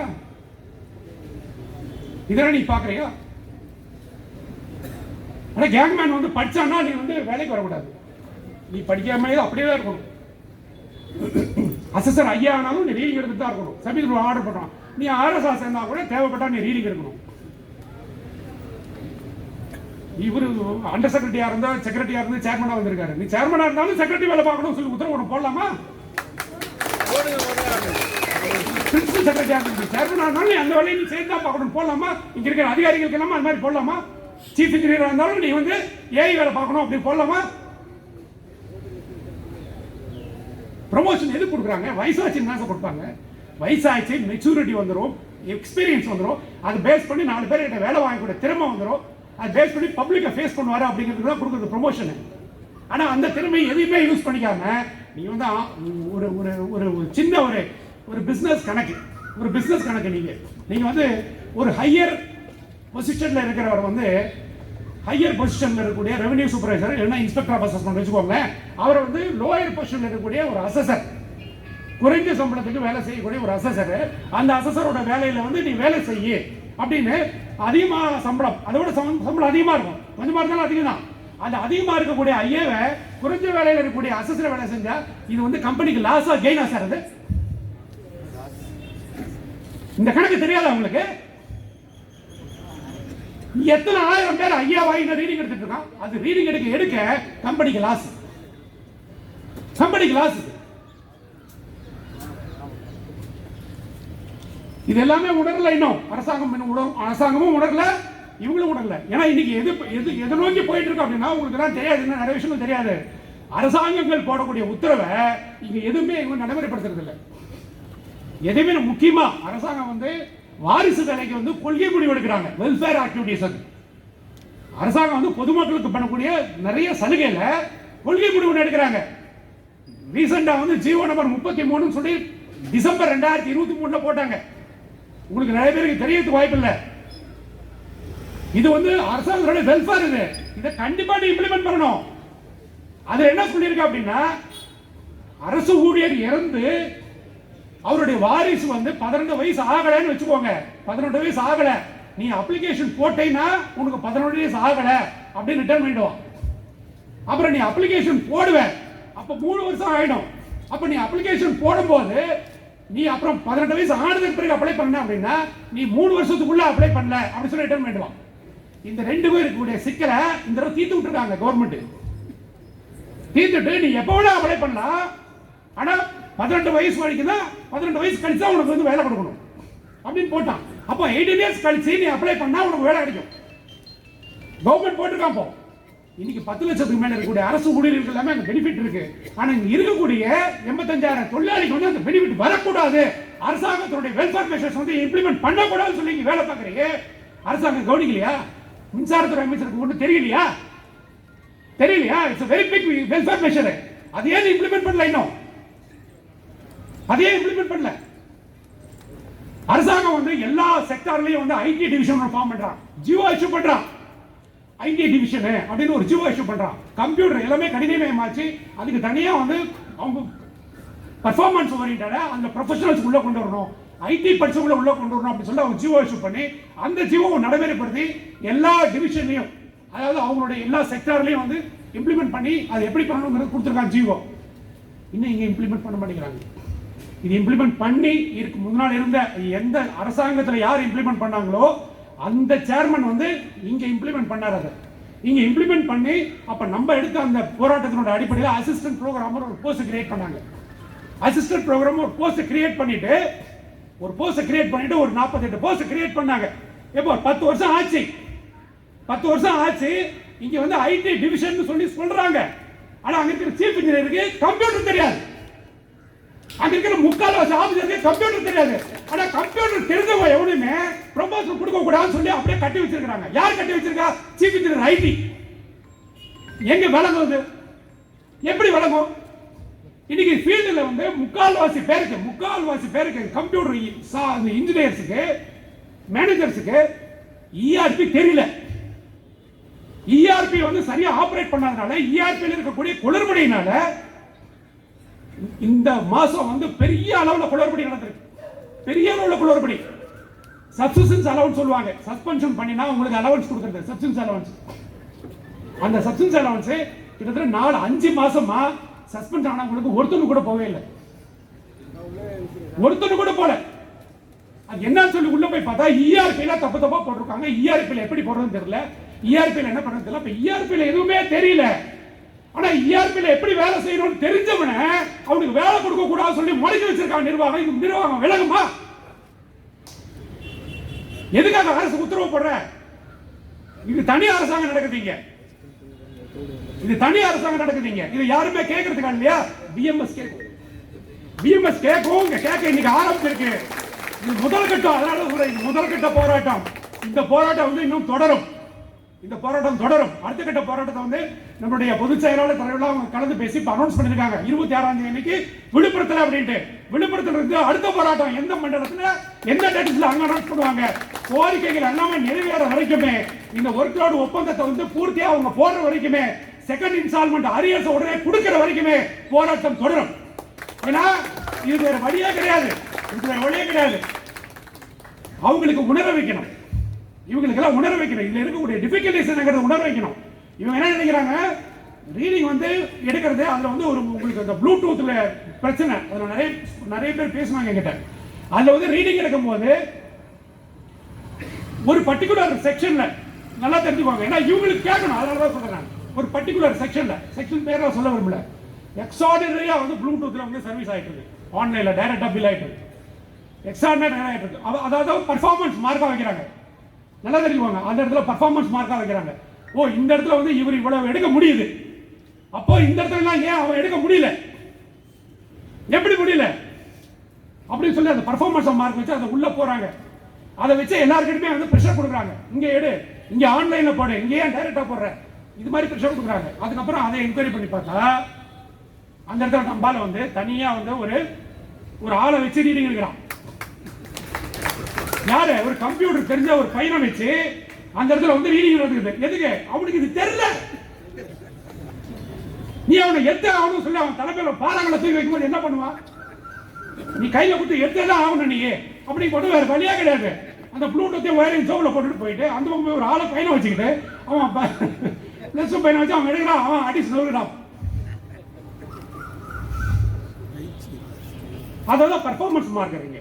இது பர்ஃபார்மன்ஸ் மார்க்கரா இப்படி போட்டுட்டு இருந்தா அப்படின்னா இது எல்லா இடத்துலயுமே அப்படி நடக்குது. சொல்றேன் நான், எல்லா இடத்துலயும் அப்படி நடக்குதுங்க. இன்னும் வந்து அந்த இரும்பு மீட்டரே கழட்டாம இங்க ஓடிட்டு இருக்குங்க மெட்ராஸ்ல. இரும்பு மீட்டரே கழட்டாம ஓடிட்டு இருக்குது. இவங்க வந்து அடுத்த நூற்றாண்டுக்கு நம்ம வழி நடத்துறாங்க. முதல் அதை கண்டு எல்லா இடத்துலயும் நின்று போட்டு டன்னு முடிஞ்சு போச்சு ஜீரோன்னு சொல்லிட்டு ரிப்போர்ட் கொடுக்குறாங்களே, நீ இறங்கி போய் பார்க்கல, நீ இறங்கி வைக்கல பாரு. எதையுமே பண்ணாம, எதையுமே செய்யாம, ஒண்ணுமே பண்ணாம நீ பர்ஃபார்மன்ஸ் கூட எல்லாமே பண்ண, எல்லாமே செய்யணும். எப்படி பண்ண முடியும்? 100% டிசி பண்ண, அடுத்த நாளே டிசி பண்ணு, உடனே டிசி பண்ணு, உடனே டிசி பண்ணு. எப்படி பண்ணணும்? எப்படி பண்ண முடியும்? ஆள் இல்ல. இல்ல ஸ்மார்ட் மீட்டர் வச்சிருவோம், வெய்ய பார்க்கலாம். நீ ஸ்மார்ட் மீட்டர் வெய்ய அப்புறம் பார்க்கலாம். நீ அதுல ஏகப்பட்ட ஓட்டைகள் பண்ணி வச்சிருக்காங்க அவங்க. ஏன்னா எல்லாத்துலயுமே ஏதாவது கிடைக்குமான்னு பார்ப்பாங்க இல்லையா? அது எப்படி வரும்? அதனால நிர்வாகம் வந்து இது வந்து எல்லா செக்டரையும் உள்ளடக்கி இந்த பிரச்சனைகள் குழப்பங்களா பண்ணிட்டு இருக்காங்க. ஒரு உதாரணத்துக்கு ஒரு விஷயம் சொல்றேன் நான். ரீசெண்டா ஒரு ஆர்டர் போட்டாங்க. அந்த ஆர்டர் போட்டு என்ன பண்ணாங்க அப்படின்னா, சில அக்கௌண்ட்ஸ் பதவிகளை மட்டும் புதுசா ஃபார்ம் பண்ண கிரீன் எனர்ஜி கார்பரேஷனுக்கு பாக்குறாங்க. கிரீன் எனர்ஜி கார்பரேஷனுக்கு அக்கௌண்ட்ஸ் பிரான்ச் ரெடி பண்றாங்க. அக்கௌண்ட்ஸ் பிரான்ச் ரெடி பண்ணி அதை வந்து டான்ஜெட்டோட இருக்கிற அக்கௌண்ட்ஸ் பிரான்ச் வந்து சில இடத்துல இருக்கிற அக்கௌண்ட்ஸ் எல்லாம் கலைச்சி அந்த பதவி கொண்டாந்து இங்கே போடுறது. அந்த பதவியில் இங்கே போடும்போது என்ன ஆகும்? அந்த ஆளையும் சேர்த்து அள்ளி கொண்டாந்து போட்டுருவாங்க. அவன் என்ன, அவன் நேரம் என்ன, அவன் குடும்பம் என்ன, அவன் எப்படி முடிவு வர முடியுமா, அதெல்லாம் எதுவுமே கணக்கு கிடையாது. இல்லை அவங்ககிட்ட விருப்பம் கேட்கலாமா, அதெல்லாம் அவனுக்கு கிடைக்கிறது. அதான் எந்த கணக்கு கிடையாது. அப்படியே அள்ளி கொண்டாந்து இங்கே போட்டுறது அவனை. ஆனால் இது போடக்கூடாதுன்னு சொல்லி மின்சார சட்டமே சொல்லுது. மின்சார சட்டத்திலே என்ன சொல்லுது அப்படின்னா, நீ வந்து கம்பெனிகளை பிரிக்கும் பொழுது இன்பிட்வீன் கம்பெனிக்கு போகும்போது அவங்ககிட்ட ஆப்ஷன் கேட்கணும்னு சொல்லுது. அந்த ஆப்ஷனை கேட்டு பண்ணணும்னு சொல்லிட்டு ஜியோ 100ல வந்து நம்ம அதாவது ஒப்பந்தத்தில் ஒரு குறியீடா கொண்டு வந்திருக்கோம் நம்ம. அப்ப அந்த குறியீடா வர்றது வந்து எப்ப வரும்? நீ பேச்சுவார்த்தை நடத்தினா தானே வரும். ஆனா நீ பேச்சுவார்த்தையே நடத்தாம டான்ஜெட்டோ கழிச்சுட்ட, புது கார்பரேஷன் 3 கிரியேட் பண்ணிட்ட. 3 கிரியேட் பண்ணிட்டு இவன் யார் எங்க போகணும் சொல்லி பேசுறதுக்கு பேசணுமா இல்லையா? ஆனா இந்த இதுல ஆச்சரியமான விஷயம் என்ன அப்படின்னு கேட்டா, என்னால எனக்கு அது வந்து இது பண்ணவே முடியல. என்னால ஜூவனோட ஒப்பந்தம் போட்டு இன்னைக்கு இவ்வளவு நாள் ஆகுது. இவ்வளவு பிரச்சனை நடந்திருக்கு. நம்ம வந்து ஒரு வாட்ச் டாக் மாதிரி வந்து நம்ம வந்து வாட்ச் பண்ணிட்டு இருக்கோம், அப்ஜெக்ஷன் சொல்லிட்டு இருக்கோம், அட்வைஸ் பண்ணிட்டு இருக்கோம் நிர்வாகத்துக்கு, லெட்டர் மேல லெட்டர் கொடுத்துமே இருக்கோம், சும்மாவே கிடையாது. ஆனா அன்னைக்கு செட்டில்மெண்ட் முடிஞ்ச உடனே ஸ்லீப்பிங் மோட்ல போனாங்க ஒரு 17 பேர் தொழிற்சங்க தலைவர்கள். ஸ்லீப்பிங் மோட்ல போயிட்டாங்க. அவங்க இன்னுமா எந்திரிக்கல சார், இன்னுமா எந்திரிக்கல. நேற்று நீங்க என்ன திடீர்னு இந்த வாட்ஸ்அப்ல வந்து இந்த இடத்துல வந்து பிஎம்எஸ் ஆர்ப்பாட்டம் பண்ண போதும் சொல்லிட்டு நீங்க போட்டீங்க இல்லையோ, டக்குன்னு எந்திரிச்சு போட்டு என்ன பண்ணிட்டா அப்படின்னா, கூட்டா கூட்டுக்குழுவ அப்படின்ட்டான். கூட்டா கூட்டுக்குழுவ அப்படின்னு சொல்லி போட்டு எல்லா கூட்டுக்குழுவ அப்படி பாரு. எல்லா கூட்டுக்குழுன்னா என்னன்னு எல்லாம் 3-4 பேருக்கு அர்த்தம் மறந்து போயிருக்கோம்.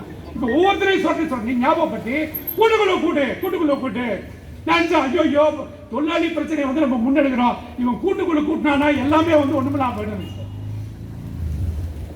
எதுக்காக கூட்டுக்குழு கூட்டுறான்? தொழிலாளிக்கு என்ன பிரச்சனை? தொழிலாளிக்கு கனெக்டிவிட்டி கிடையாது. இவனுக்கும் தொழிலாளிக்கு கனெக்டிவிட்டி கிடையாது, தலைவர்களுக்கும் தொழிலாளிக்கும் கனெக்டிவிட்டியே கிடையாது. தொழிலாளி என்ன வேலை செய்யணும் அப்படிங்கிறது தலைவருக்கு தெரியாது. ஆனா அந்த தலைவருக்கு தான் போய் இன்னைக்கு வந்து நிர்வாகத்துக்கிட்ட வந்து பேச போறாங்க. நிர்வாகத்துக்கிட்ட அவங்க தான் போய் பேசுவாங்க தொழிலாளி. அதனால இந்த தன்மை மாறணும் அப்படின்னா, மின்வாரிய தொழிலாளர்களுக்கு வந்து ஒன்று சொல்லிக்கிறேன் நான், இந்த தன்மை மாறணும்னா தொழிற்சங்கம் அப்படின்னா அது தொழிலாளர்களால், தொழிலாளர்களுக்காக, தொழிலாளியால் நடத்தப்பட வேண்டும். ரிட்டையர் ஆனவன் வந்து தலைவர் அறியவே கூடாது. ரிட்டையர் ஆனவன் போய் உங்களுக்காக பேச்சுவார்த்தை நடத்த போகக்கூடாது. நீங்க தான் போகணும், நீங்க தான் உங்களுக்குள்ள தலைவரா இருக்கணும். அதே மாதிரி இதுல வந்து அரசியல் சார்பு இல்லை அப்படின்னா டே நம்பர் 1 இருந்து பிஎம்எஸ் வந்து டெமான்ஸ்ட்ரேட் பண்ணிட்டு இருக்கோம். நம்ம அரசியல் சார்பு இல்ல அப்படின்னா அரசியல் சார்பு இல்ல. நீ எந்த அரசாங்கமா இருந்தாலும் சரி, தொழிலாளிக்கு நல்லது செஞ்ச அப்படின்னா உனக்கு ஜெயப்படுவோம். நீ தொழிலாளிக்கு எகென்ஸ்டா போன அப்படின்னா உன்னை கழுவி ஊத்துவோம், உன்னை கழுவி ஊத்துவோம். இன்னைக்கு ஜிஓ 38 டிசம்பர் 2003 மத்திய அரசாங்கம் சொல்லிச்சா சொல்லலையோ, ஆனா நீ சட்டசபையில் அனுப்பிச்சு இங்க இருக்கிற கடனை பூரா நீ கட்டிவிட்ட. அதனால இந்த அரசாங்கத்துக்கு நம்ம ஜெய போடுறோம். ஆனா அதே அரசாங்கத்துக்கு நம்ம கேட்கிறோம், நான் பழைய ஓய்வூதிய திட்டத்தை கண்டிப்பாக நடைமுறைப்படுத்துவேன் அப்படின்னு சொன்ன போனே ஏன் நடைமுறைப்படுத்தல அப்படின்னு நம்ம கேட்போம். காம்ப்ரமைஸே கிடையாது, காம்ப்ரமைஸே கிடையாது, கண்டிப்பாக கேட்போம். இன்னைக்கு நம்ம பாரதிய மஸ்தூர் சங்கத்தின் சார்பாக இன்னைக்கு வந்து ஃபைனான்ஸ் மினிஸ்டர் கிட்ட கோரிக்கை வச்சிருக்காங்க. அவங்க கோரிக்கை வைப்பாங்க, ஆல் இந்தியா லெவலில் கோரிக்கை வைப்பாங்க, அவங்க வைக்காம கூட இருப்பாங்க, அதை பத்தி கூட கிடையாது. ஆனா நீ கொடுக்கிறேன்னு சொல்லி நீயே சொன்ன. இதுக்கு முன்னால உள்ளவங்களும் சொன்னாங்க, ஒரு கமிட்டி போட்டோம், அந்த கமிட்டியோட ரிப்போர்ட் வரட்டும்னாங்க. கமிட்டியும் காணோம், ஆளையும் காணோம். அடுத்தது நீ வந்து கேப்போ, நீ வந்து ஒரு கமிட்டி போட்ட, நீ சொன்ன, நீ இப்போ கமிட்டி ரிப்போர்ட் கொடுத்தாச்சுன்னு வேற சொல்லியாச்சு. இப்போ அது உங்களுக்கு சாதகமா இருக்குன்னு வேற சொல்லியாச்சு. இப்போ அதனால வந்து அது கொடுக்கணும், தொழிலாளியோட இந்த கோரிக்கை வந்து நிறைவேற்றணும். இது ஏன் கேட்கிறோம் அப்படின்னா, இன்னைக்கு வந்து கிராஜுவிட்டி ஆக்ட் அப்படின்னு சொல்லி போட்டிருக்காங்க. பணிக்கொடை சட்டம் அப்படிங்கிறது வந்து பாராளுமன்றத்தில் நிறைவேற்றப்பட்ட சட்டம். ஆனா அந்த சட்டமே வந்து இங்க நிறைவேற்றப்படும், சட்டமே இங்க செல்லுபடியாக. நீ போட்ட ஜியோவே இம்ப்ளிமெண்ட் பண்ண மாட்டேங்கிறான். பாராளுமன்றத்தோட சட்டம் இம்ப்ளிமெண்ட் பண்ணுவாங்க. கவர்மெண்ட் கிட்ட கேட்டா சிபிஎஸ்க்கு என்ன பாலிசி கட்டியிருக்க அப்படின்னு சொல்லி கவர்மெண்ட் கிட்ட கேட்டா இன்னும் வந்து எந்த கொள்கை முடிவும் எடுக்கல. ஏன் சிபிஎஸ் வாங்கினவன் என்ன பாதி பேர் சாவலையா? சிபிஎஸ் வாங்கி ரிட்டையர் ஆனவன், சிபிஎஸ்ல வந்து ரிட்டையர் ஆனவன் பாதி பேர் ரிட்டையர் ஆகி செட்டா போயிட்டான். நீ எப்ப கொள்கை முடிவு எடுக்க போற? ஏன்னா ரொம்ப ஸ்ட்ராங்கான கேள்வி இது, அரசாங்கத்துக்கு வைக்கக்கூடிய ரொம்ப ஸ்ட்ராங்கான கேள்வி. அப்ப கிராஜுவிட்டி அப்படிங்கிறது வந்து எந்த ஒரு நிறுவனமாக இருந்தாலும் சரி, தொடர்ந்து 5 வருடம் வந்து வேலை பார்த்தாங்க அப்படின்னா அவங்களுக்கு கிராஜுவிட்டி வந்து சட்டப்பூர்வமாக அனுமதி இருக்கு. 2003 முன்பு வரைக்கும் எல்லாருமே கிராஜுவிட்டி வாங்கிட்டு இருந்தாங்க இல்லையா? இன்னைக்கு சிபிஎஸ் வாங்கக்கூடிய பாரதத்தில் இருக்கக்கூடிய பல்வேறு மின்வாரிய நிறுவனங்கள்ல வந்து சிபிஎஸ் இருக்கக்கூடிய நிறுவனங்கள்ல எல்லாருக்கும் கிராஜுவிட்டி கொடுக்குறாங்க, எல்லாருக்கும் கிராஜுவிட்டி கொடுக்குறாங்க. ஆனா இங்க தமிழ்நாட்டில் மட்டும் தமிழ்நாடு மின்சார வாரியத்தில் வந்து கிராஜுவிட்டி கொடுக்க மறுக்கிறாங்க. ஒரு விஷயம் எல்லாருமே தெரிஞ்சுக்கணும், மின்சாரம் அப்படிங்கிறது வந்து ரொம்ப சென்சிட்டிவான இஷ்யூ. மின்சாரம் அப்படிங்கிறது வந்து ரொம்ப காஸ்ட்லியான இஷ்யூ. ஆனா அது வந்து அரசியலுக்கு உட்பட்ட ஒரு இஷ்யூவாகவே தொடர்ந்து வரக்கூடிய அரசாங்கங்கள் வந்து பண்ணிட்டு இருக்காங்க. ஏனென்றால் இதுல நிறைய வருமானம் இருக்கு. யாருக்கு இருக்கு? அது யாருக்கோ நிறைய வருமானம் இருக்கு இல்ல. அதனால இது வந்து தொடர்ந்து இது ஒரு அரசியலுக்காக மின்சாரத்தை வந்து பயன்படுத்துறாங்க. தொடர்ந்து அரசியலுக்காக மின்சாரத்தை பயன்படுத்துறாங்க. ஆனால் தொடர்ந்து இது மாதிரி அரசியலுக்காக இதை பயன்படுத்தினால் இது நாட்டினுடைய எதிர்கால வளர்ச்சிக்கு வந்து ஒரு பெரிய ஒரு இடியாக இருக்கும். இது அரசாங்கம் வந்து தெரிஞ்சுக்கணும். ஏனென்றால் தொழிலாளியை பலிகடாவாக்கி அதில் நீங்க ஆதாயம் பார்க்கணும்னு பார்த்தா அது கண்டிப்பாக பெரிய அளவில் ஒரு புரட்சியா வந்து வெடிச்சிடும். பெரிய அளவில் புரட்சியா வெடிச்சிடும். ஏன்னா நாளைக்கு இந்த இடத்துல ஒரு 300 பேர் வந்து நம்ம உட்காந்துருக்கோம், 500 பேர் உட்காந்துருக்கோம். நாளைக்கு இதே 5000 பேர் ஆகலாம், இதே 5000 பேர் ஆகலாம்.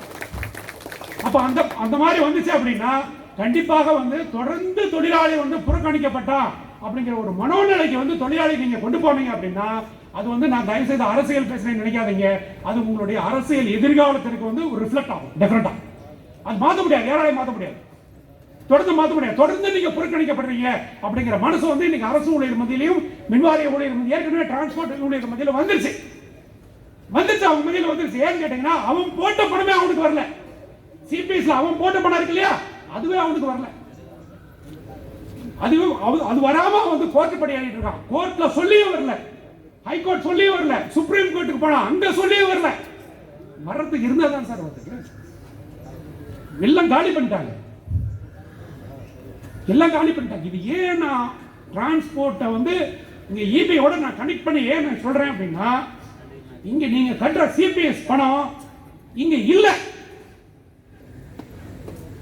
இது ரொம்ப டேஞ்சரஸான ஒரு இது. நான் வந்து அக்யூஸ் பண்றேன். நான் நீங்க கட்டின பணம் வந்து அதுக்குண்டான கணக்கு இல்லை. இங்க அந்த பணத்தை எடுத்து ரொட்டேட் பண்ணிட்டு தான் இருக்காங்க. அது ரொட்டேஷன் ஆகிட்டு இருக்குது. உங்களோட கணக்கு வந்து நீ யார் யார் ரிட்டையர் ஆகிறாங்களோ, யார் யார் இறந்து போறாங்களோ அவங்களுக்கு மட்டும் ஒரு அண்டர்டேக்கிங் வாங்கிட்டு அவங்களுக்கு மட்டும் டிஸ்பாஸ் பண்ணிட்டு இருக்காங்க. உங்களுடைய கணக்கு பேப்பர்ல தான் இருக்கும். இது ரொம்ப டேஞ்சரஸான பிரசிடென்ஸ். இது நாளைக்கு டிரான்ஸ்போர்ட்டுக்கு என்னாச்சோ அது அப்படியே வந்து ஈபிக்கிறதுக்கு உண்டான வாய்ப்புகள் இருக்கு, வாய்ப்புகள் இருக்கு. ஏன்னா சமீபத்தில் நான் வந்து ஒரு கேள்விப்படுறேன், உடனே பென்ஷன் கொடுக்கணுமா? என்னது டிரான்ஸ்போர்ட்டுக்குலாம் உடனே பென்ஷன் கொடுக்கணுமா? இது வந்து ஒரு அரசியல் ரீதியாக ஒருத்தர் வந்து ஒரு பேசின ஒரு கமெண்ட். டிரான்ஸ்போர்ட்டுக்கு உடனே கொடுக்குறோமா பென்ஷனு? கொடுக்கறது இல்லை. டிவிக்கு வந்து ஏதோ உடனே கொடுக்கணும். அந்த கம்பேரிஷன் வந்துருச்சுங்க. அதனால ஒட்டுமொத்த தொழிலாளர்களும் வந்து இதை வந்து ஒரு எச்சரிக்கையா எடுத்துக்கணும். நம்ம இல்லை அப்படின்னா கண்டிப்பாக வந்து மின்சார வாரியத்துக்காக நம்ம உழைச்சி நம்ம உழைப்பு பூரா வேஸ்டா போயிடும். எதிர்காலமே அப்படிங்கிறது சூன்யமாயிடும். அதனால இந்த கூட்டத்தின் வாயிலாக நம்ம வந்து நிறைய கோரிக்கைகளை மட்டும் வைக்கல, நிர்வாகத்துக்கு நிறைய அட்வைஸும் பண்ணிருக்கோம். நம்ம இதெல்லாம் எடுத்துக்கிட்டு உடனடியாக வந்து இந்த ஒர்க்லோட் டிஸ்கஷன் அப்படிங்கிறது இமீடியட்டா நிர்வாகம் வந்து ஆரம்பிக்கணும், பேச்சுவார்த்தையை ஆரம்பிக்கணும், மீனிங்ஃபுல்லா பேச்சுவார்த்தையை ஆரம்பிக்கணும் அப்படிங்கறத வந்து கேட்டுக்கிறோம். நம்ம அந்த பேச்சுவார்த்தையை ஆரம்பிக்கிற வரைக்கும் நீ திரும்பி நான் ரீடிப்ளாய்மென்ட் பண்றேன், நீ வந்து அந்த கம்பெனிக்கு ஆள் போறேன், இந்த கம்பெனிக்கு ஆள் போறேன்னு சொல்லிட்டு இருக்கிறவங்க தூக்கி அந்த பக்கம் இந்த பக்கம் தூக்கி சூறாடிட்டு இருந்தேன் அப்படின்னா எல்லாருடைய பர்சனல் லைஃபும் பாதிக்கப்படுது. நீ ஒருத்தனோட பர்சனல் லைஃபை பாதிக்க வச்சு அவனை இங்கே கொண்டாந்து உட்கார வச்சு அப்படின்னா அவன் நிம்மதியாக வேலை செய்ய மாட்டான். அதனால கம்பெனிக்கு எந்த விதமான பெனிஃபிட்டும் கிடையாது. இதை தயவு செய்து நிர்வாகம் புரிஞ்சுக்கணும். இதை புரிஞ்சுக்கிட்டு உடனடியாக இந்த பேச்சுவார்த்தையை நிர்வாகம் ஆரம்பிக்க வேண்டும். அரசு உத்தரவுகளை வந்து நிர்வாகம் வந்து கரெக்டா வந்து ஃபாலோ பண்றாங்களா அப்படிங்கறத வந்து மின்சாரத்துறை அமைச்சர் வந்து கவனிக்கணும். மின்சாரத்துறை அமைச்சர் இங்க வராரு, 5 நாளைக்கு ஒரு தடவை வராருங்க, வந்து என்ன பேசுறாருன்னு தெரியல. அரசு உத்தரவு வந்து ஒரு உத்தரவு கூட முக்கால்வாசி உத்தரவை இங்க வந்து அமல்படுத்தாம எல்லாம் பெண்டிங்ல வச்சிருக்காங்க, அப்படியே பெண்டிங்ல வச்சிருக்காங்க. உதாரணத்துக்கு வந்து கோவிட் டயத்துல வந்து இந்த ஆடிட்டர்ஸுக்கு வந்து டிஏ கொடுக்கறத வந்து 25% ரெஸ்ட்ரிக்ட் பண்ணாங்க கோவிட் டயத்துல. அப்ப அது யூனிவர்சலா எடுத்தது, எல்லா துறைக்கும் எல்லாருக்குமே எடுத்தது. கோவிட் முடிஞ்சிருச்சு. கோவிட் முடிஞ்ச உடனே எல்லா சலுகையும் திரும்பி கொடுக்கப்படும் சொல்லி அரசு உத்தரவு போட்டான். ஆனா அந்த அரசு உத்தரவு இன்னும் இங்க அமல்படுத்தல. அதுக்கு இங்க வந்து 1வது மாடியில் வந்து ஒருத்தர் இருக்காரு, கல்யாணராமன் சொல்லிட்டு ஒரு சீஃப் இன்டர்னல் ஆடிட் ஆபீசர் இருக்காரு. கல்யாணராமன் அவர் பேரு. அவர் போர்டு என்டையர் போர்டுக்கும் அவர் தான் ஆடிட்டர். சர்வாதிகாரி அவர் தான் இந்த ஈபிகே சர்வாதிகாரி. ஏன்னா எதுவுமே இப்போ அட்மினிஸ்ட்ரேட்டிவ் பிரான்ச் அது சேர்மனுக்கு கட்டுப்பட்டது, அக்கவுண்ட்ஸ் பிரான்ச் அது சேர்மனுக்கு கட்டுப்பட்டது, டெக்னிக்கல் பிரான்ச் அது சேர்மனுக்கு கட்டுப்பட்டது. ஆனா ஆடிட் பிரான்ச் யாருக்குமே கட்டுப்படாது. யாருக்குமே கட்டுப்படாத ஒரு அமைப்பு இன்னைக்கு சொல்றேன் கேட்டுக்கோங்க இருக்கு அப்படின்னா அது வந்து ஆடிட் பிரான்ச் தான். அந்த ஆடிட், ஏன்னா ஆடிட் பிரான்ச் உள்ள என்ன நடக்குது அப்படிங்கிறது உள்ளே நீங்க எதுவுமே கண்டுக்கவே முடியாது, எதுவுமே பேச முடியாது, எதுவுமே தெரியாது உங்களுக்கு, எதுவுமே வந்து உங்களுக்கு தெரிஞ்சுக்க முடியாது, எதுவுமே தெரிஞ்சுக்க முடியாது. ஒரு ஆடிட்டர் அவர் வந்து ஒரு ஸ்பெஷல் ஆடிட் ரிப்போர்ட் கொடுக்குறாரு. அவர் பேர் சொல்ல விரும்பல, ஒரு ஸ்பெஷல் ஆடிட் ரிப்போர்ட் கொடுக்குறாரு. என்ன ஆடிட் ரிப்போர்ட்னா, மின்சாரம் உற்பத்தி பிரிவில் உற்பத்தி ஆகக்கூடிய இடத்துல தான் மீட்டர் வைக்கணும். மீட்டர் வச்சு அதில் தான் மீட்டரை மெஷர் பண்ணி கன்சூமர் கிட்ட வந்து எவ்வளோ அங்கிருந்து வெளியில் போகுதுன்னு பண்ணணும். ஆனால் எவ்வளோ யூனிட்ஸ் அவங்க கொடுக்குறாங்கிறத வந்து சப்ஸ்டேஷனில் வைக்கணும். சப்ஸ்டேஷனில் வச்சு தான் அது மெஷர் பண்ணணும். அவன் எண்டில் வைக்கிறது வந்து அவனோட கணக்கு, நம்ம எண்டில் சப்ஸ்டேஷன் வைக்கிறது நம்மளுடைய கணக்கு. இது இவ்வளோ தூரம் கிராஸ் பண்ணி வந்துச்சு அப்படின்னா லைன் லாஸை வந்து அவன் பேர் பண்ணணும். ஆனால் இந்த மீட்டரை பூராமே அவனோட எண்டில் வச்சிருக்காங்க. சென்ட்ரல் எலக்ட்ரிசிட்டி அதாரிட்டி வந்து அந்த எண்டில் வைக்கக்கூடாது, சப்ஸ்டேஷன் எண்டில் தான் மீட்டர் வச்சு அளக்கணும்னு சொல்லி உத்தரவு போட்டிருக்காங்க. அந்த உத்தரவு இங்கே வந்து அமுல்படுத்தாதனால அவர் என்ன பண்ணாரு, இவங்க தான் ஆடிட் வந்து ஸ்லிப்பு போடுவாங்க இல்லையா, அது மாதிரி ஆடிட் ஸ்லிப்பு போட்டிருக்காரு. அவர் ஸ்லிப்பு போட்டு நீ இப்போ போடாதனால ஒரு விண்டு மில்லுக்கும் இத்தனை யூனிட் லாஸ். யாருக்கு லாஸ்? உனக்கு டிஏ இல்லை, உனக்கு அரியர்ஸ் இல்லை, உனக்கு வந்து ப்ரொமோஷன் இல்லை, அந்த லாஸ். அது கோடியா போகுது இந்த லாஸ். இதனால வந்து இது வைக்கிறதுனால கிட்டத்தட்ட 60,000 கோடி அளவுக்கு மின்சார நிறுவனத்துக்கு வருஷத்துக்கு லாஸ் ஆகுதுன்னு சொல்லிட்டு ஒரு ஆடிட் ரிப்போர்ட் கொடுக்குறாரு. ஆடிட் ரிப்போர்ட் கொடுத்துட்டாரா, அவருக்கு என்ன பண்ணிருக்கணும், இந்த இடத்துல செலவு வச்சிருக்கணும். செலவு வச்சிருக்கணுமா? ஆனா என்ன பண்ணாங்க, அடுத்த நாளே அவனை சஸ்பெண்ட் பண்ணிட்டாங்க. Next day you are suspended from service. Suspension order issue பண்ணா, ஆனா அதுல வந்து ஒரு கௌரவத்தை கொடுத்துக்கிறாங்க அவருக்கு. உனக்கு எனக்கெல்லாம் சஸ்பென்ஷன் ஆர்டர் கொடுத்தனா ஏஐ கொடுப்பான், ஏடி கொடுப்பான், எஸ்ஐ வரைக்கும் கொடுப்பாங்க. ஆனா அவருக்கு சஸ்பென்ஷன் ஆர்டர் வந்து சேர்மனே கொடுத்துக்கிறார். அது கௌரவம் தானே, அது கௌரவம் அவருக்கு. ஏன்னா சேர்மனே சஸ்பென்ஷன் ஆர்டர் கொடுத்துக்கிறார். நீ 60,000 கோடி இழப்பு இந்த நிறுவனத்துக்கு சொல்லி ஒரு தொழிலாளி சொல்லி இருக்கானே, அது என்ன ஏதுன்னு சொல்லி பார்க்கலாம் அப்படின்னு தோணுச்சா உனக்கு? நீ சீஃப் இன்டர்னல் ஆடிட் ஆபீசர் இருக்கிய, நீ இந்த ஃபைலை கொண்டு போய் நீ கையெழுத்து வாங்குற, நீ உன் கூட வேலை பார்க்குற ஒரு தொழிலாளி, உன்னுடைய சக தொழிலாளி, அவன் வந்து ஒரு ஆடிட் ரிப்போர்ட் கொடுத்துருக்கானே, இப்போ நீ கொடுத்தது தப்பா இல்லையா அப்படிங்கிறது இன்னைக்கு வரைக்கும் பார்க்கல. நான் உள்ள ஃபுல்லா ஸ்கேன் பண்ணி பார்த்துட்டேன், 100% கரெக்ட். அவன் சொன்னது 100% கரெக்ட். அந்த காசுலாம் எங்க போகுது? யாருக்கிட்ட சார் போகுது? யாருக்கிட்ட காசு போகுது அப்படிங்கிறது அவருக்கு தெரிஞ்சிருச்சு அப்படிங்கிறதுக்கு யாருக்கு கோவம் வந்தது? யோசனை பண்ணி பாருங்க. அது மாதிரி கோவப்பட்டாலும் டைரக்டா யாருக்கிட்ட பேச முடியும்? அவங்க கிட்ட டைரக்டா பேசியிருக்காரு. உடனே அவர் என்ன பண்ணிருக்காரு அப்படின்னா, அப்படியே இந்த சாமி உடனே பண்ற சாமி அப்படின்ட்டு உடனே கூப்பிட்டு ஒண்ணுமே தெரியாத தொழிலாளி கூப்பிட்டு நீ போட வழியா சொல்லி வெளியே வச்சுக்காங்க. 1 வருஷம் ஆச்சு சார் சஸ்பென்ஷன் ஆகி, 1.25 வருஷம் ஆச்சுங்க. ஒரு 6 மாசம் அவனுக்கு சஸ்பென்ஸ் அலவன்ஸும் கொடுக்கல. அவனுக்கு ஏன் சஸ்பென்ஸ் அலவன்ஸ் கொடுக்கலன்னா இஆர்பி ப்ராப்ளம். அதான் முன்னா சொல்றேன்ல, இஆர்பி ப்ராப்ளம். இஆர்பி எப்படி போறது அப்படிங்கிறது டி ஆஃபீஸ் இருக்கிறவங்க தெரியல. எங்க போயிட்டு இருக்குது நிர்வாகம்? இது எல்லாமே தொழிலாளிக்கு தெரியணும். தயவுசெய்து சொல்றேன், எல்லாருமே தொழிலாளிக்கு தெரியணும். இதெல்லாம் தெரிஞ்சா மட்டும்தான் வேலை செய்ய முடியும் அப்படிங்கிற ஒரு கட்டாயமான ஒரு காலகட்டத்தில் இன்னைக்கு தொழிலாளி இருக்காங்க. irrespective of cadre, நீ எந்த கேடர்ல வேணா இருக்கலாம், நீ கேங்மேனா இருக்கலாம், நீ ஏஐயா இருக்கலாம், நீ ஈயா இருக்கலாம், யார் வேணா இருக்கலாம். ஆனா இன்னைக்கு ஈவில நடக்கக்கூடிய இந்த தில்லு முள்ளு, நல்ல விஷயம் கெட்ட விஷயம் எல்லாமே வந்து எல்லா அப்டேஷனும் வந்து நமக்கு தெரிஞ்சா மட்டும்தான் இன்னைக்கு சர்வைவ் ஆக முடியும். சர்வே ஆகும். கையில பவர் இருக்கும், பவர் இருக்குன்னு சொல்லிட்டு இருப்பாங்க. ஆனா ஒண்ணுமே இருக்காது, பேண்ட் சட்டை கூட இருக்காது, உருவி இருப்பாங்கிறது உனக்கே தெரியாது. ஒண்ணுமே பவர் கிடையாது. அது உதாரணம் சொல்லணும்னா ஏடிஓ ஒண்ணுமே பவர் இல்ல தெரியுமா உங்களுக்கு? ஏடிஓக்கு ஒண்ணுமே பவர் கிடையாது. நீ என்ன பவர்ஃபுல்லா எழுதிட்டு போனீங்கனாலும் சரி வைங்க நான் பாத்துக்கிறேன். சார் இங்க தெஃப்ட் நடக்குது, உடனே வந்து புக் பண்ணுவாங்க, அப்படியே சரி நீங்க போங்க நான் பாத்துக்கிறேன். இது குறித்த ஒரு விழிப்புணர்வு எல்லாருக்கும் வேணும். இதனுடைய இம்ப்ளிகேஷன்ஸ், இது எப்படி இம்ப்ளிகேஷன் ஆகும் அப்படிங்கிற விழிப்புணர்வும் வேணும். அப்படி வரல அப்படின்னா கண்டிப்பா முடியாது.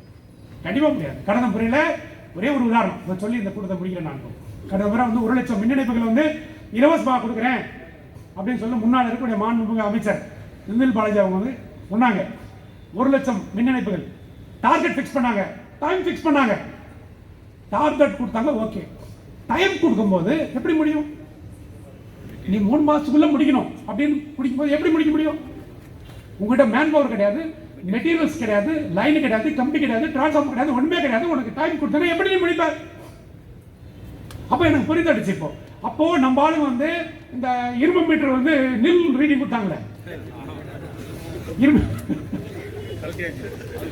மீட்டரா கழட்டியாச்சா? எஸ் கழட்டியாச்சு. எல்லாம் எவ்வளவு கழிச்சா எவ்வளவு கழிச்சு? நில்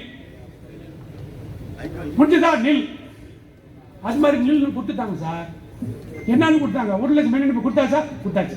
உன்னோட இதுக்கு எவ்வளவு இருக்கு? 10,000 கொடுத்தாச்சா? கொடுத்தாச்சு.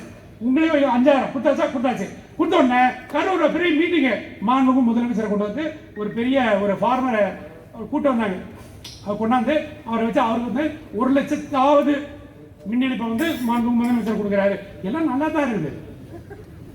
அந்த 1,00,000வது இதுக்காவது வந்து சர்வீஸ் கொடுத்தாங்களா அப்படின்னு நான் சொன்னேன். ஏ ஜாக்கிரதையா இருங்க. நான் சொன்னேன் எல்லா முக்கால்வாசி ஏடி கூப்பிட்டு சொன்னேன். நான் ஜாக்கிரதையா இருங்க, உன் எஸ்சி சொல்றாரு, டிஇ சொல்றாரு அப்படிங்கிறதுக்காக சர்வீஸ் எஃபெக்ட் கம்ப்யூட்டர்ல போட்டாத.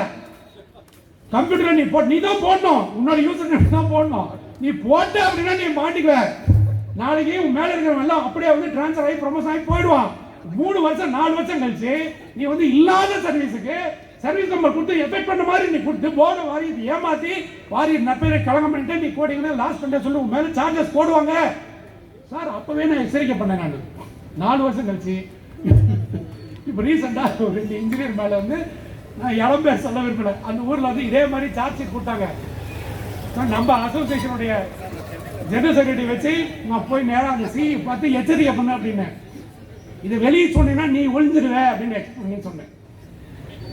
ஏன் அப்படின்னா முதலமைச்சர்கிட்ட கொடுத்து வாங்கியாச்சு, 1,00,000 மின் இணைப்புகள் வந்து கொடுத்தாச்சு அப்படின்ட்டு. நீ கொடுக்கல அப்படின்னு நீ வந்து மேலே சார்ஜ் ஷீட் போட்டீங்கன்னா அதை வாட்ஸ்அப்பில் போட்டு நேராக மின்ஸுக்கு அனுப்பிச்சிருவேன். நான் பார்த்துக்கோங்க, நீ போயிடுவா பார்த்துக்கோ அப்படின்னு டக்குன்னு அப்படி முடிச்சுட்டாரு. இதுதான் நடக்கும்.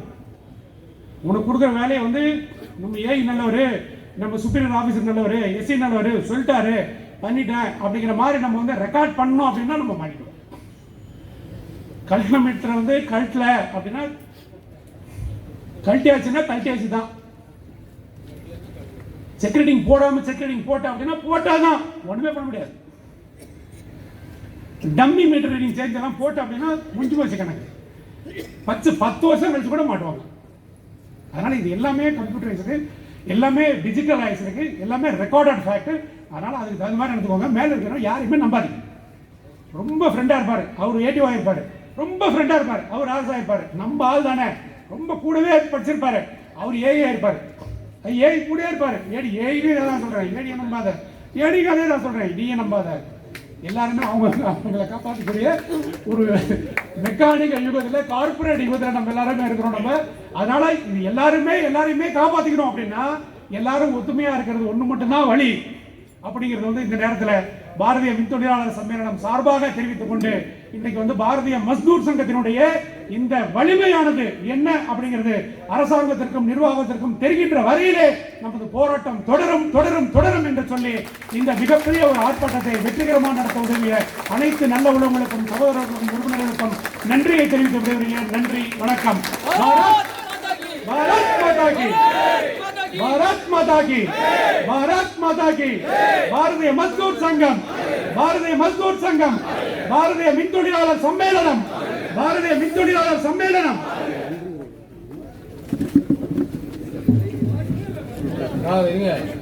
வரவேற்பு என்ன முடியல.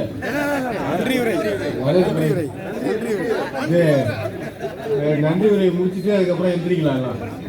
நன்றி உரை நடத்திய திரு முத்துராஜ் மாநில செயலாளர் அவர்களை மகிழ் உரை. அன்பார்ந்த சகோதர சகோதரிகளே, இந்த இனியமான வேளையில் நம்ம வாரிய தலைவருக்கு முன்னாக மாபெரும் கவன ஈர்ப்பு கோரிக்கை முறையாக கொடுத்திருக்கு. பாரதிய மின்துறை சங்கத்தின் மாநில நிர்வாகிகள், பாரதிய மின் பொறியாளர் மாநில நிர்வாகிகள், பாரதிய மின் அலுவலர் கழகத்தின் மாநில நிர்வாகிகள், பாரதிய கேங்கல் தொழிற்சங்கத்தின் மாநில நிர்வாகிகள், பாரதிய ஓய்வூதிய சங்கத்தின் மாநில நிர்வாகிகள், பாரதிய ஐடி பகுதிகள் மற்றும் மாநில மண்டல திட்ட கோட்டை அனைவரும் இந்த விழாவிற்கு வந்து சிறப்பித்து கொடுத்து நன்றி தெரிவிக்கிறேன். மேலும் இந்த விழாவிற்கு ஒத்துழைப்பு கொடுத்த காவல்துறை நண்பர்களுக்கும் பத்திரிகை நண்பர்களுக்கும் ஊடகத்திற்கும் நன்றியை தெரிவித்துக் கொள்கிறேன். மீண்டும் நீங்கள் வீடு சென்று பாதுகாப்பாக சென்றுவிட்டு தங்களுடைய கோட்ட பொறுப்பாளர்களுக்கு தகவல் கொடுத்து விட்டு நல்லபடியாக சென்று வருமாறு கேட்டுக்கிறேன். அடுத்த கட்ட பொறுப்பாட்டம் நம்ம விருப்பத்தை சொல்லியிருக்காங்க. அனைவரும் வந்து இந்த நிகழ்ச்சியை வந்து என்ன பேசணுங்கிறத நாளைக்கு போய் உங்கள் செக்ஷனில் பேசுங்க. எல்லாத்தையும் சொல்லுங்கள். இன்னும் நிறையா கூட்டங்கள் நிறைய பேர் வரணும்.